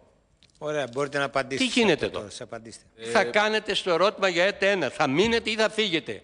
Όπως έφυγε ο Σίμος, όπως καθένας δεν μπορεί να λάβει, να πηγαίνει να εξηγιάνει και ουσιαστικά να ξεπουλήσει. Έτσι το αισθάνομαι εγώ. Θα σας απαντήσω... Ήθετε τέτοιο θέμα καταρχάς. Να σας απαντήσω έτσι αυθόρμητα. Δεν έχει γίνει καμία τέτοια συζήτηση, δεν μου έχει υποδειχθεί κάτι τέτοιο, δεν έχει υπονοηθεί κάτι τέτοιο.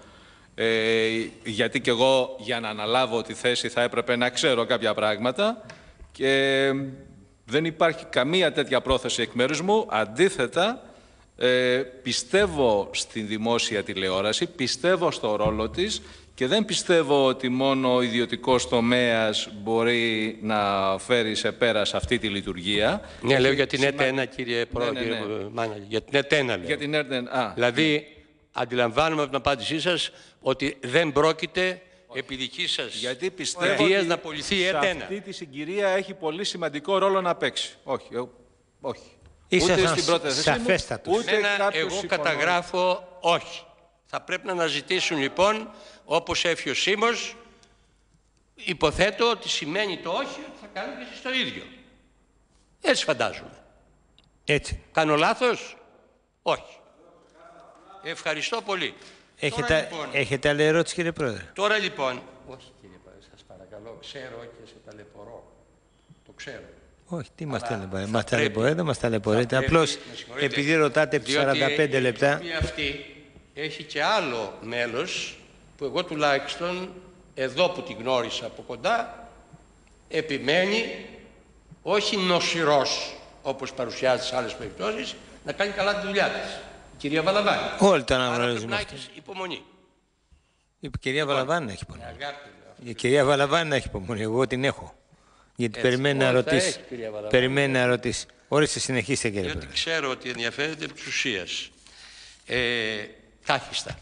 Ο νόμος ο 1730, ο δικός μου νόμος, προέβλεπε μια εταιρεία παραγωγής και εμπορίας ραδιοτηλεοπτικών προγραμμάτων. Προσέξτε, ίσως να είναι μια ιδέα για σας καλή.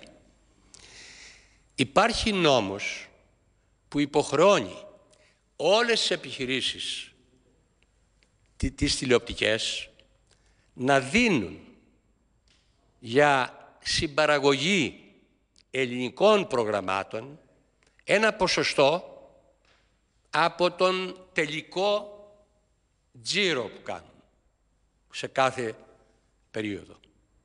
Πλην της ΕΡΤ και νομίζω του Νόβα, τα αναφέρω διότι είναι τιμούν αυτά τα δύο μέσα, δεν γνωρίζω άλλον να συμμορφώνεται σε αυτή την υποχρέωση. Η ΕΡΤ λοιπόν και δικαίωμα έχει και υποχρέωση να αξιοποιεί και τις κοινές αυτές παραγωγές που κάνει με άλλους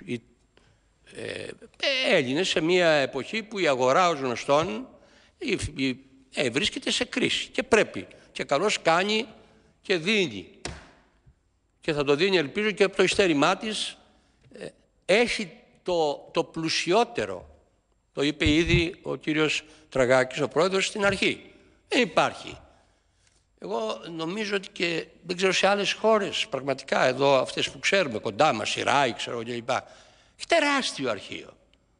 Να μην πω, δεν ξέρω αν το ξέρετε γιατί ίσως πρέπει να σκεφτείτε και πώς αναζητείτε αυτό το υλικό. Ότι κάθε ένας, επειδή υπήρχε σκορποχώρη εκεί πάνω, κάθε ένας που έφευγε να πάει σε ένα ιδιωτικό κανάλι, κουβαλούσε και ως πρίκα του, σαν πρίκα του, και ένα κομμάτι και τα βλέπουμε να προβάλλονται.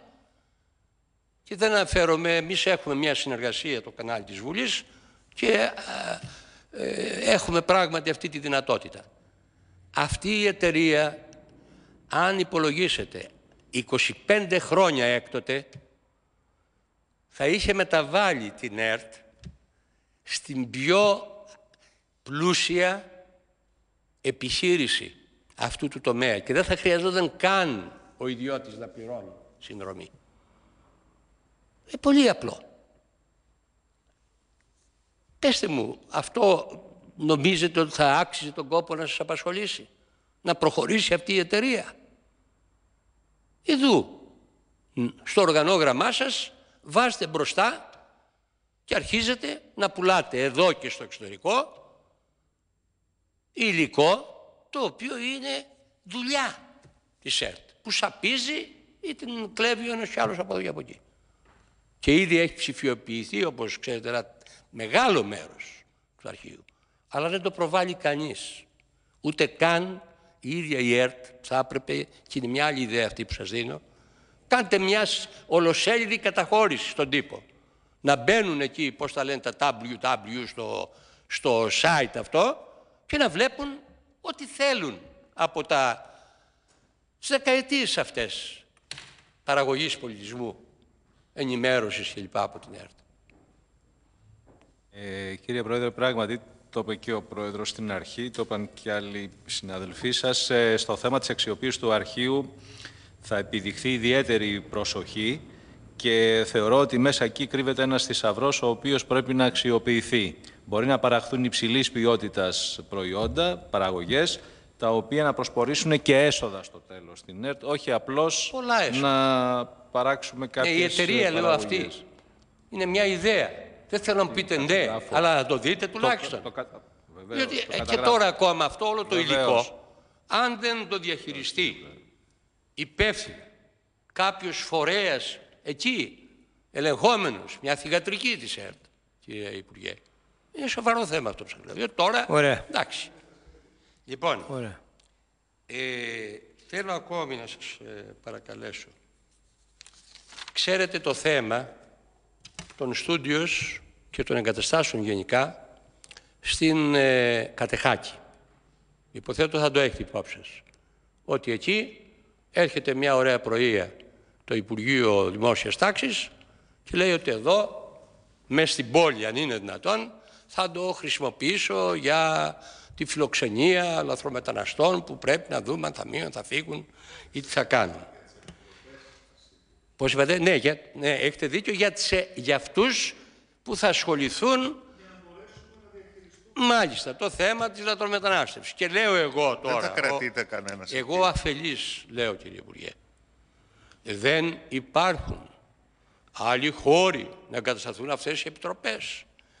Και τι γίνεται εν διάφορη περιπτώσει με τη δυνατότητα της ΕΡΤ να κάνει εσωτερικές παραγωγές, και αν στερείται των εγκαταστάσεων αυτών, δεν μπορεί να τις αξιοποιήσει ή μπορεί να τις αξιοποιήσει κατά χάριν πλειά και αν τηρούνται κανόνες ασφαλείας και δεν ξέρω τι άλλο από το Υπουργείο Δημόσιας Τάξης, τότε θα συνεχίσει να ξοδεύει λεφτά σε εξωτερικές παραγωγές που δεν είμαι εναντίον των εξωτερικών παραγωγών.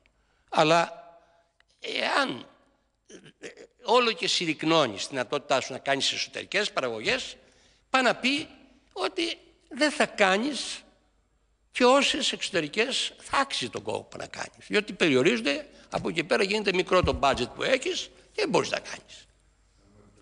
Επειδή στο συγκεκριμένο ζήτημα δεν έχει προλάβει να ενημερωθεί, ναι, φαντάζομαι. Το μόνο που χάνει η ΕΡΤ από πλευράς τεχνικού εξοπλισμού ήταν ένα στούντιο το οποίο την περασμένη χρονιά δούλεψε μόνο 2 μέρες. Κακώς. Σε αντιστάθμισμα παίρνει ένα παχυλότατο ενίκιο από το Υπουργείο Δημόσιας Τάξης, που είναι στο πλαίσιο. Πόσο είναι παχυλό αυτό? Δεν έχω το πρόχειρο τον αριθμό, αλλά πιστέψτε με, υπερκαλύπτει όχι 2 μέρες εξωτερικής παραγωγής, 2 μήνες. Ναι, αλλά θα σας πω, κύριε Υπουργέ, το εξής. Ήταν... Όπως περιμένετε τα λεφτά από το Γενικό Λογιστήριο του Υπουργείου Οικονομικών για τις υπερορίες του προσωπικού, θα περιμένετε ακόμα περισσότερο από τον προϋπολογισμό του Υπουργείου Δημόσιας Τάξης. Εδώ τα χρέη του Δημοσίου είναι τεράστια, όπως ξέρετε. Και εν πάση περιπτώσει η αποστολή της ΕΡΤ δεν είναι να εκπλησώνει σε καταστάσεις. Δεν ήταν αυτό. Ήταν μια εθνική ανάγκη. Δεν υπήρχε άλλος χώρος. Εντάξει, αλλά δεν είναι η δικαιολογία. Οι 2 μέρες σημαίνει ότι κάποιοι υπεύθυνοι δεν αξιοποιούσαν δυνατότητες που είχαν, γιατί θέλουν να κάνουν εξωτερικές παραγωγές. Δεν είναι το πιο σύγχρονο. Γι' αυτό δεν το αξιοποιούσαν πιο συχνά. Και τα σύγχρονα εξυγχρονίζονται αν θέλουμε να τα αξιοποιούμε. Έχει τα υπερσύγχρονα στούντιο της ΕΡΤ. Λοιπόν, μία ερώτηση ακόμη και να σας απαλλάξω. Με ενδιαφέρει, κύριε Μάναλη, την τεράστια πείρα που έχετε, διότι το θέμα της ψηφιακής τηλεόρασης δεν είναι μόνο αυτό που όλοι καταλαβαίνουμε, αλλά σε ό,τι αφορά το κράτος και τα οικονομικά του αυτή την ώρα είναι και μεγάλο οικονομικό θέμα. Εδώ, επί της προπροηγουμένης κυβερνήσεως, τότε ο κ. Ρουσόπουλος ήταν τότε υπουργός, κάνει ένα νόμο και ξεκινάει η ΕΡΤ, χωρίς να γίνουν οι διαδικασίες, ο χάρτης ψηφιακός να οριστούν, ό,τι προϋποθέσεις, και φτιάχνει νομίζω 5 ψηφιακά κανάλια, τάχα πειραματικά, και νομιμοποιεί έτσι, αν δεν ήσαν προσυνοημένοι, δεν μπορώ να το πω αυτό, τους άλλους, τους ιδιώτες που κάνουν την DJ, όπως λέγεται, οι οποίοι με την ίδια λογική ότι δοκιμαστικά. Πήρανε και αυτοί δοκιμαστικά, εκεί που είχαν τις αναλογικές, να κάνουν ψηφιακά κανάλια. Και έχουν περάσει χρόνια και καιροί. Και αυτό το αγαθό που λέγεται και είναι εθνική περιουσία, συχνότητες, όλοι αυτοί, τώρα μάλιστα η ΕΡΤ έχει περιορίσει τα ψηφιακά της και τελικά χωρίς να δίνουν μία, όλοι αυτοί επωφελούνται του νόμου της κυβερνήσεως τότε και του κυρίου Ρουσόπουλου και είμαστε ακόμα, και δεν ξέρω, και εδώ κύριε Υπουργέ, αν θέλετε να απαντήσετε εσείς, τι γίνεται με τον νόμο.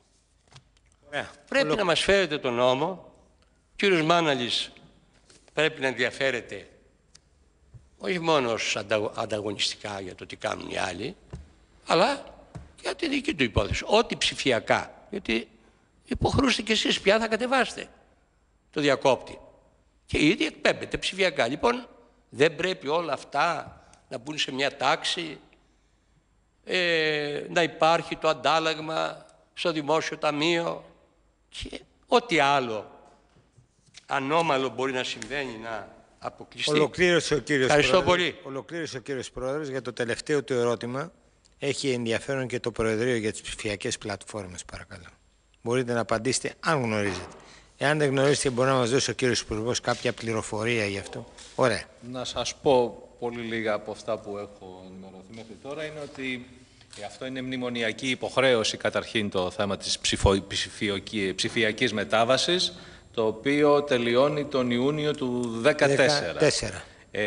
Στο επόμενο διάστημα, και δηλαδή μιλάω μετά το Μάιο, Ιούνιο, η εγκατάσταση θα έχει, η ψηφιακή εγκατάσταση θα έχει ολοκληρωθεί σε ένα ποσοστό 96% του πληθυσμού της χώρας. Αυτό. Και θα μένει βέβαια ένα μικρό ποσοστό, αλλά δεν είναι εύκολο και βέβαια χρειάζονται και αρκετές επενδύσεις. Αυτό γνωρίζω για την ώρα στο θέμα της ψηφιακής... Δηλαδή θα είμαστε έτοιμοι τον Ιούνιο του 2014. Θα έχει ολοκληρωθεί. Να σας διευκρινίσω κάτι. Δεν είναι μνημονιακή υποχρέωση. Έχουμε καθυστερήσει σε σημείο να διακυβεύονται εθνικά δικαιώματα, ειδικά στις παραμεθόριες περιοχές. Γι' αυτό το βάζω το θέμα. Σε συνεργασία με το Υπουργείο Ανάπτυξης και με την αρμόδια Γενική Γραμματεία Τεχνολογίας, Τηλεπικοινωνιών, προχωράμε πάρα πολύ γρήγορα. Αυτόν τον Ιούνιο προκυρήσονται οι άδειες, προχωράει και η τεχνολογική εξάπλωση, γι' αυτό και θα χρειαστεί και από την ΕΡΤ να καταβληθεί μια προσπάθεια, γιατί είναι περιοχές με λίγο πληθυσμό, αλλά πρέπει να έχουν και αυτές εικόνα, γιατί η υποχρέωση της ΕΡΤ, αντίθετα με τα ιδιωτικά κανάλια, είναι απέναντι σε όλους τους Έλληνες. Θα είμαστε στην ώρα μας και από εκεί και πέρα είναι πολύ σημαντικό εδώ στη Βουλή το νομοσχέδιο για τις άδειες της ψηφιακής τηλεόρασης να το δουλέψουμε όλα τα κόμματα σωστά αυτή τη φορά να μπει σε σωστές βάσεις. Ωραία. Μακάρι. Γιατί είχατε πει... Ναι.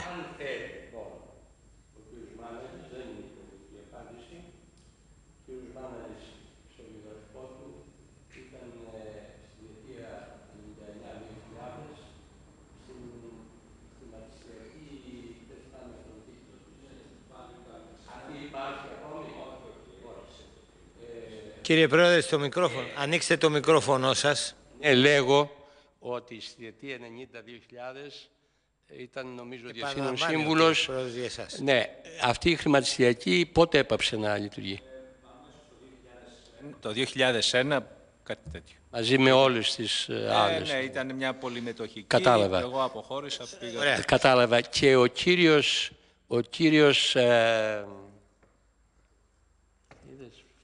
Δεν πειράζει.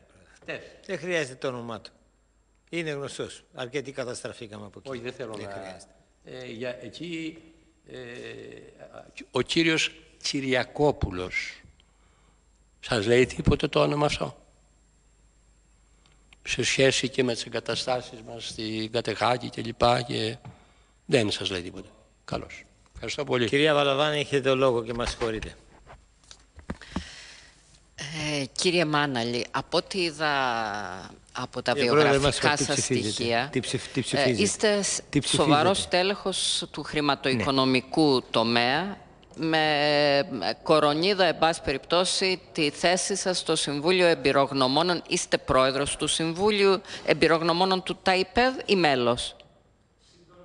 Συντονιστής, σαν πρόεδρος, σαν επικεφαλής, εν πάση περιπτώσει, του Συμβούλιου Εμπειρογνωμόνων του ΤΑΙΠΕΔ, στο οποίο, αν δεν κάνω λάθος, συμμετέχουν και εκπρόσωποι από την Τρόικα, μόνιμοι εκπρόσωποι.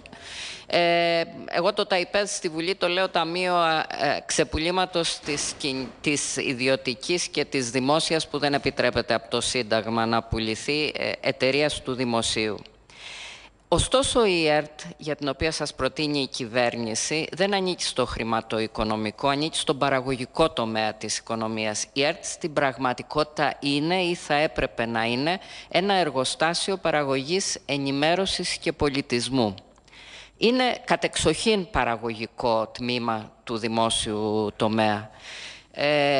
Αν σκεφτεί κανένας ότι έχει από την άποψη της τηλεόρασης 3 πανελλαδικά κανάλια, 2 παγκόσμια, 1 υψηλής ευκρίνειας, διαθέτει συχνότητες για το ΡΙΚ, για το κανάλι της Βουλής και για τα ελεύθερα δορυφορικά κανάλια. Από την άποψη του ραδιόφωνου έχει 18 περιφερειακούς σταθμούς, 4 πανελλαδικούς, 1 παγκόσμιο, 5 σε Αθήνα και Θεσσαλονίκη. έχει την έντυπη ραδιοτηλεόραση που είναι το παλιότερο περιοδικό και στο σχέδιο του κυρίου Μόσιαλου, επειδή προφανώς το ζητούσαν οι ανταγωνιστές του περιοδικού, ήταν για κλείσιμο και θα ήθελα να σας ρωτήσω να μου πείτε σχετικά με τα δικά σας σχέδια.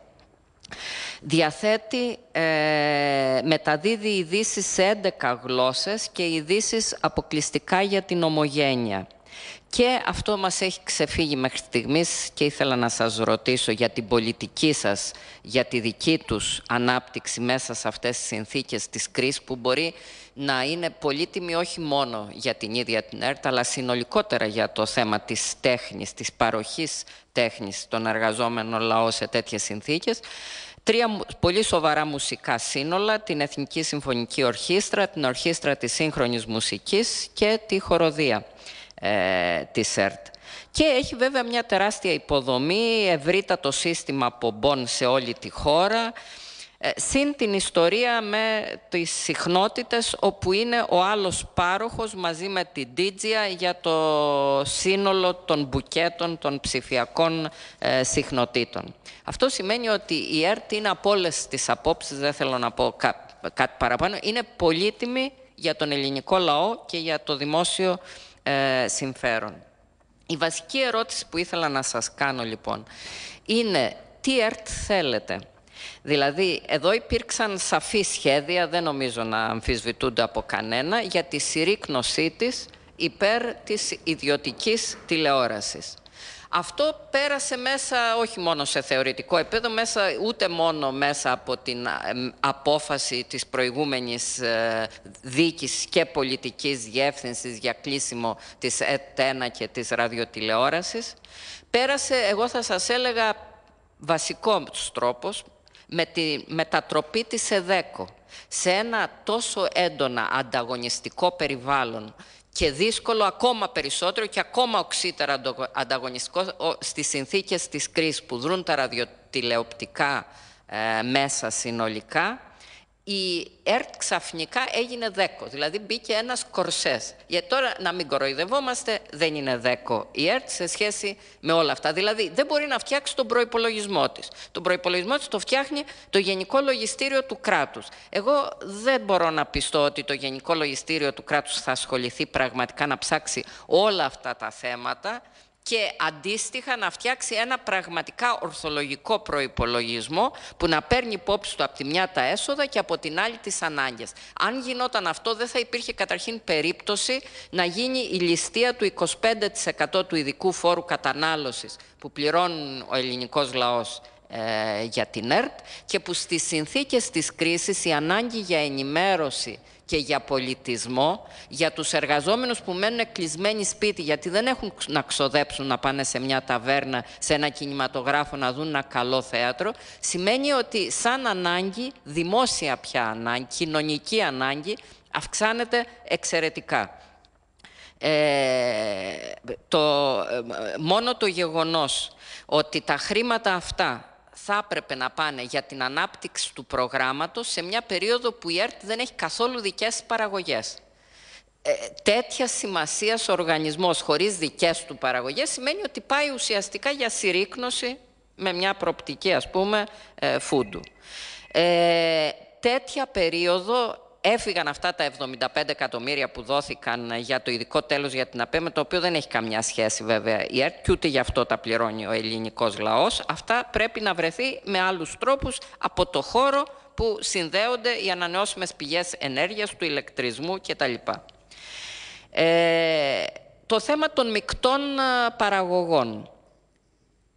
Γιατί βέβαια, εν πάση περιπτώσει, δεν μπορεί μόνο να εισάγει ή να νοικιάζει πρόγραμμα, θα πρέπει να υπάρχουν παραγωγές. Αυτή είναι η πιο πολυέξοδη και η χειρότερη από άψη ποιότητας λύση, γιατί γίνεται με ελάχιστο έλεγχο σε σχέση με τις εσωτερικές παραγωγές και βέβαια με πολύ περισσότερα έξοδα.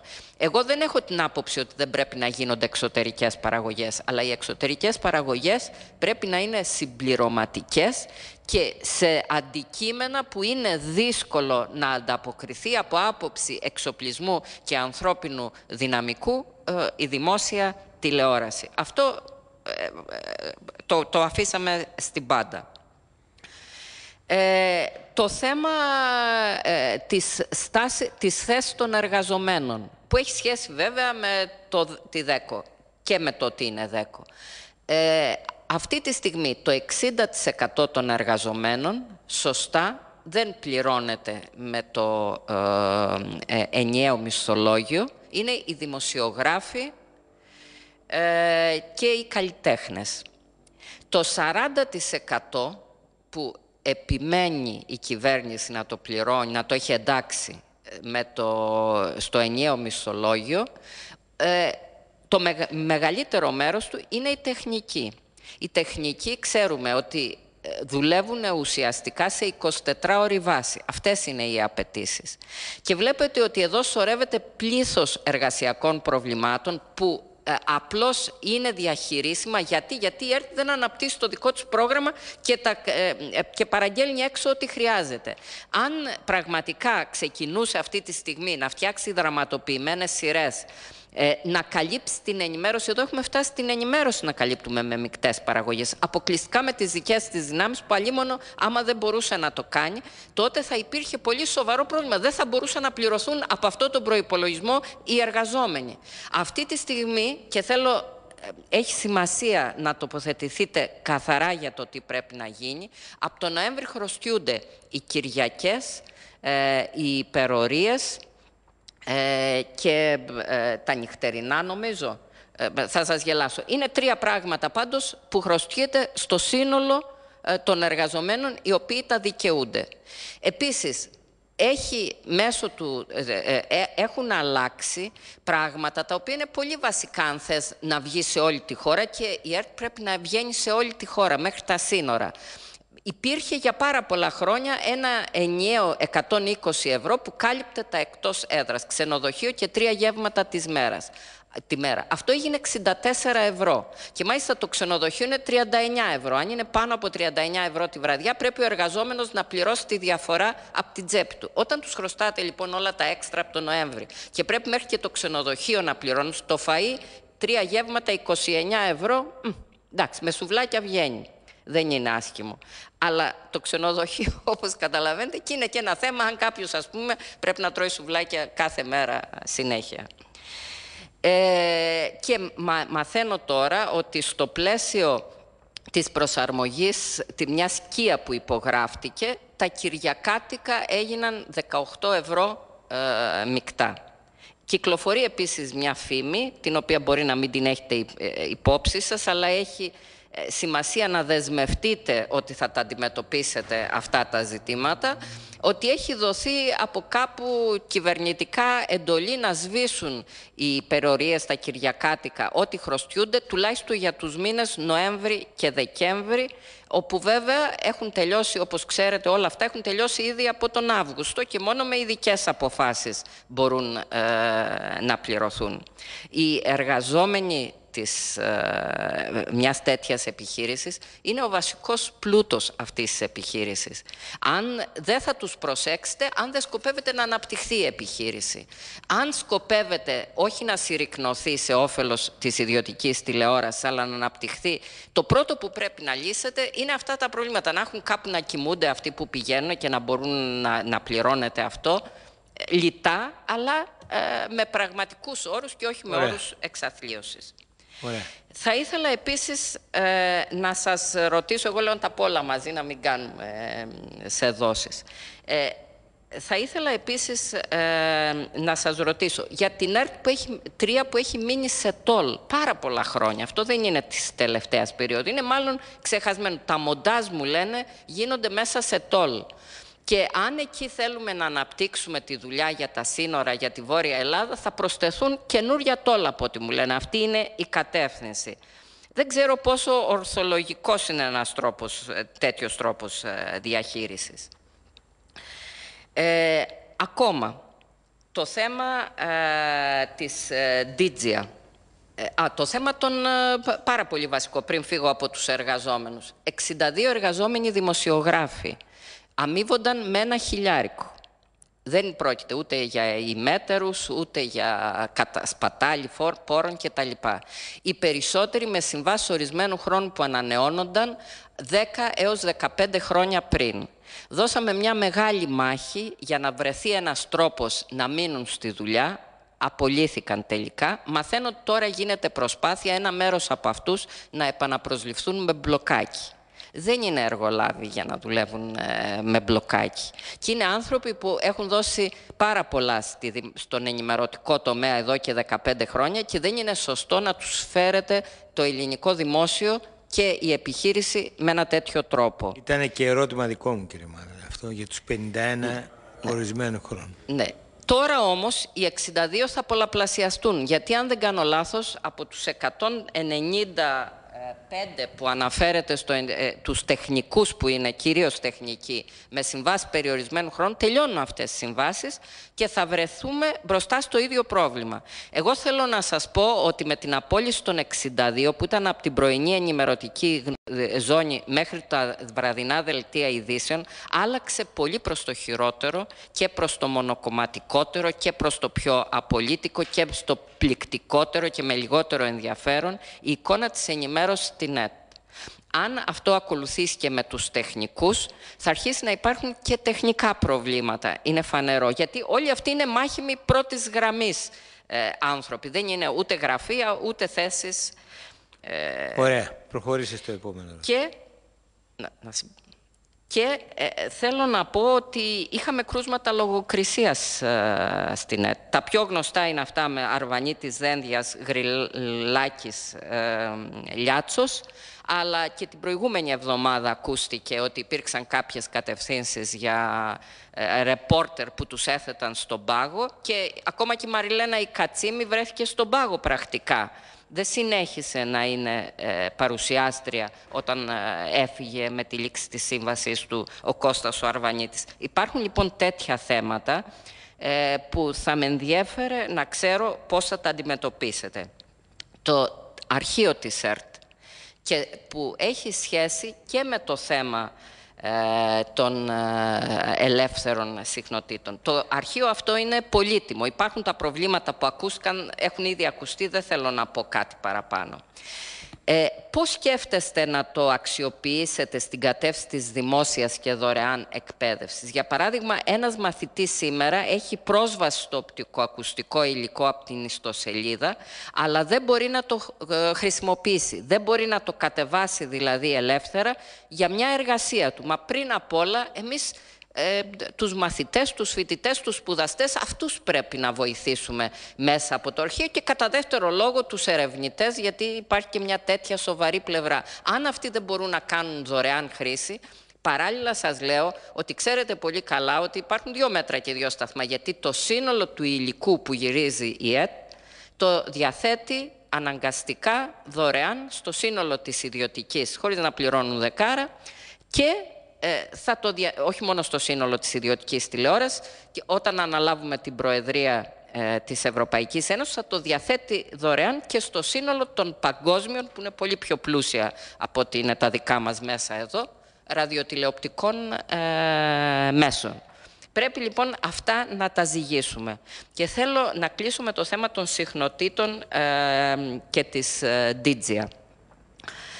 Αυτή τη στιγμή, σε αυτή το νέο σύμπαν των ψηφιακών συχνοτήτων, η πάροχη είναι από τη μια μεριά η ΕΡΤ και από την άλλη μεριά η DIGIA. Η DIGIA είναι τα 7 ιδιωτικά κανάλια πανελλαδικής εμβέλειας, με εξαίρεση των 902, γιατί είναι 8 τα πανελλαδικής εμβέλειας σήμερα. Εδώ υπάρχει καταρχήν ένα οξύμορο σχήμα, ότι αυτοί οι οποίοι διαθέτουν τα κανάλια, ένα μέρος τουλάχιστον από τα κανάλια, είναι και οι πάροχοι. Αυτό δεν ξέρω αν αποτελεί παγκόσμια πρωτοτυπία ή όχι. Δηλαδή, μοιράζεις τις συχνότητες στον εαυτό σου. Δεν θέλω να πω το θέμα του ότι λειτουργούν χωρίς άδειες όλα αυτά τα χρόνια, σε μια περίεργη κατάσταση όπου αυτό γίνεται ανεκτό με συμφωνία και δική τους και με συμφωνία του ελληνικού δημόσιου, αλλά με αυτόν τον τρόπο, ενώ κάνουν τα πάντα σε σχέση, έχουν πρόσβαση σε όλο το υλικό και σε όλη τη δουλειά που γίνεται από μεριάς δημόσιας τηλεόρασης. Θα σας θυμίσω ότι αυτό ο ειδικός φόρος τηλεόρασης το 20% δεν έχει πληρωθεί ποτέ, πάει από αναβολή σε αναβολή ενώ έχει θεσπιστεί.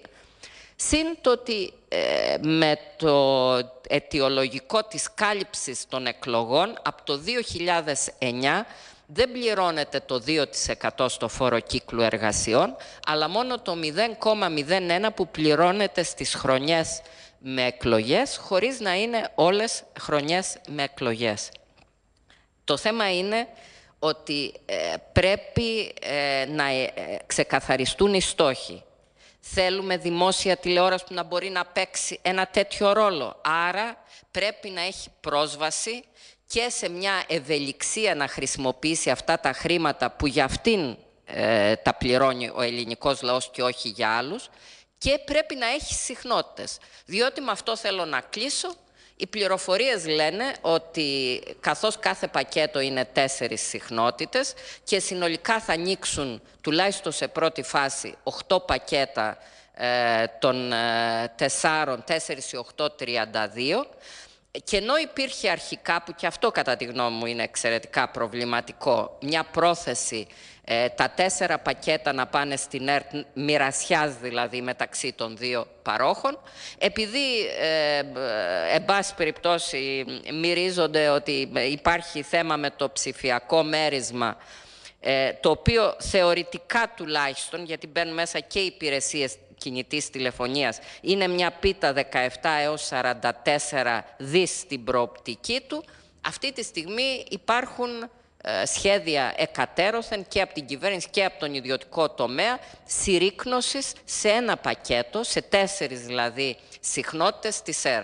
Αυτό θα είναι μετά το ότι έγινε ΔΕΚΟ το τέλειωμα βέβαια σε αυτήν την περίπτωση. Είναι φανερό ότι δεν θα μπορέσει να εξυπηρετήσει στοιχειοδός ούτε ό,τι έχει σήμερα. Πολύ περισσότερο να το αναπτύξει.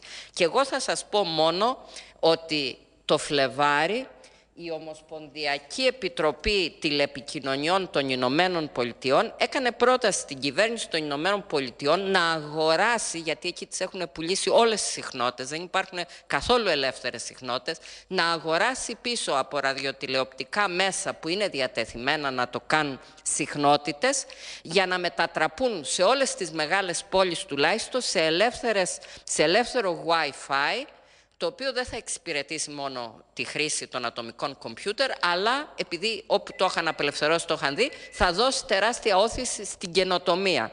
Αυτός είναι ο τελευταίος κίνδυνος εδώ, να πουληθούν και να καλυφθούν όλες οι συχνότητες, με την ΝΕΤ να μην μπορεί να αξιοποιήσει ούτε καλά-καλά τις δικές της ανάγκες και να μην υπάρχει καμιά δυνατότητα για οτιδήποτε πειραματικό που χρειάζεται ελεύθερες συχνότητες. Ωραία. Θα ήθελα την άποψή σας για αυτά. Μπορείτε να απαντήσετε. Καταρχήν, ειλικρινά πρέπει να πω ότι έτσι είμαι μαθημένος, έτσι πιστεύω ότι το να λειτουργείς και να διοικείς εταιρείες σαν την ΕΡΤ ή εν πάση περιπτώσει και στις άλλες που ήμουνα πριν, πρέπει να έχεις έλεγχο, να λειτουργείς μέσα σε κανόνες, αρχές και να ελέγχεσαι γι' αυτό. Και έτσι λοιπόν και η σημερινή συζήτηση πρέπει να σας πω ότι εκτός των άλλων για μένα είναι πάρα πολύ πολύτιμη εμπειρία και ευχαριστώ και για τις παρατηρήσεις και για όσα άκουσα, γιατί καταλαβαίνετε δεν έχω πάει ακόμα απάνω, άρα πολλά που μου λέτε τα ακούω για πρώτη φορά, τα καταγράφω και θα αποτελέσουν και οδηγό μου για να δω να τα επιλύσουμε, να δούμε πώς θα αντιμετωπίσουμε. Αναφορικά με το θέμα της συρρίκνωσης ή ανάπτυξης, πρέπει να σας πω ότι ήταν από τα πρώτα τα οποία έθεσα στο τραπέζι της συζήτησης, γιατί, εντάξει, παρόλο βέβαια είναι μεγάλη τιμή αυτή η θέση, εν πάση περιπτώσει, λόγω φιλοσοφίας δεν είμαι υπέρ της συρρίκνωσης, είμαι υπέρ της ανάπτυξης και αυτή είδα σαν προοπτική και γι' αυτό είπα και το ναι. Άρα λοιπόν δεν έρχομαι τουλάχιστον εγώ για να συρρικνώσω, αλλά έρχομαι να αναπτύξω την ΕΡΤ σαν δημόσιο μέσο μαζικής επικοινωνίας. Για το γεγονός ότι έγινε ΔΕΚΟ, δεν έχω να πω τίποτα. Ομολογώ και εγώ αναγνωρίζω τις τεράστιες δυσκολίες διοίκησής της μέσα από αυτή την ιστορία. Και χαρακτηριστικό παράδειγμα είναι και το θέμα του προϋπολογισμού. Το είπαμε, το αρχίζω και το βλέπω και εγώ. Βλέπω τις δυσκολίες που έχει τώρα η εκτέλεση του προϋπολογισμού της ΕΡΤ μέσα από τις νέες συνθήκες. Αυτό είναι κάτι που πρέπει να το δούμε. Πρέπει να το αντιμετωπίσουμε και σχετικά σύντομα αυτό. Νομίζω ότι είναι από τις πρώτες ενέργειες που θα κάνω. Θα πρέπει να πάμε και στο Υπουργείο Οικονομικών να δούμε πώς θα γίνει αυτό το πράγμα, γιατί φοβάμαι ότι επειδή ήδη είμαστε στον Απρίλιο μήνα, δεν ξέρω τι περιθώριο έχουμε για να εκτελέσουμε τον προϋπολογισμό έτσι όπως έχουν τεθεί οι συντεταγμένες και τα όρια από το Γενικό Λογιστήριο. Πρόεδρε, για κυρία Βαλαβάνη, μια φράση. Μήπως γι' αυτό δεν μας έχει έρθει ο προϋπολογισμός του 2013. Έχει καταρτιστεί. Αλλά εδώ μας ήρθε μόνο ο προϋπολογισμός του 2012. Από ό,τι έμαθα και εγώ, δεν έχει, και εμένα μου κάνει εντύπωση, αλλά έπρεπε να μας δεν έχει εγκριθεί. Δεν έχει εγκριθεί. Εγώ πάντως είναι από τις πρώτες ενέργειες. Έχει καταρτιστεί. Έχει καταρτιστεί, αλλά δεν έχει εγκριθεί. Έχει εγκριθεί. Όχι. Έχει περάσει από το ΔΣ της ΕΡΤ. Έχει καταρτιστεί. Τον κύριο Σίνη. Σίνη. Σίμος. Για την ψυχαγωγία και το πολιτισμό με βρίσκεται απόλυτα σύμφωνος. Αυτή στην ιδιαίτερη οικονομική στιγμή που βρίσκεται η χώρα μας, θεωρώ ότι πρέπει να δοθεί ιδιαίτερο βάρος και στον πολιτισμό μας και στην ιστορική μνήμη που έλεγε και προηγουμένως και ο κύριος Πρόεδρος και στην ψυχαγωγία. Τώρα που ο κόσμος δεν έχει να δώσει τα απαιτούμενα χρήματα, πρέπει η ΕΡΤ να μπορεί να κάνει ποιοτικές παραγωγές για να παίρνει ο πολίτης ικανοποίηση μέσα από τα χρήματα που δίνει. Για το θέμα των παραγωγών το σημειώνω. Να δω, εγώ πιστεύω ότι υπάρχει υλικό στην ΕΡΤ. Υπάρχουν και τη υλικοτεχνική υποδομή και με τον κόσμο που έχει, νομίζω ότι πρέπει να αξιοποιηθεί. Πρέπει να αξιοποιηθεί στην κατεύθυνση των εσωτερικών παραγωγών, χωρίς να σημαίνει ότι σώνει και καλά πρέπει να τα κάνεις όλα εσωτερικά. Για το θέμα της ημερήσιας αποζημίωσης των 64 ευρώ, και εγώ το έμαθα και καταλαβαίνω ότι αυτό οπωσδήποτε δημιουργεί μεγάλες δυσκολίες. Για το θέμα των υπεροριών καταλαβαίνω ότι υπάρχει μια συνεννόηση για επίλυση του θέματος αυτού. Μιλάω για τα δεδουλευμένα Νοεμβρίου και Δεκεμβρίου. Αυτό πληροφορούμε. Για το αρχείο της ΕΡΤ νομίζω ότι το έχουμε πει, έχει επισημανθεί και από τους δύο προέδρους. Νομίζω ότι πρέπει να κάνουμε σημαντική δουλειά εκεί. Για το θέμα της εκπαίδευσης, ώστε να μπορούν οι χρήστες, και εγώ επειδή έχω 3 παιδιά και κάθε τόσο μου λένε κατέβασέ μου αυτό, κατέβασέ μου τ' άλλο, πρέπει να δούμε να μπορεί κάποιος να μπορεί να το κατεβάσει ιντερνετικά το υλικό αυτό, ώστε να μπορέσει να το δουλέψει, όχι απλώς να το εκπέμπουμε και να το βλέπει.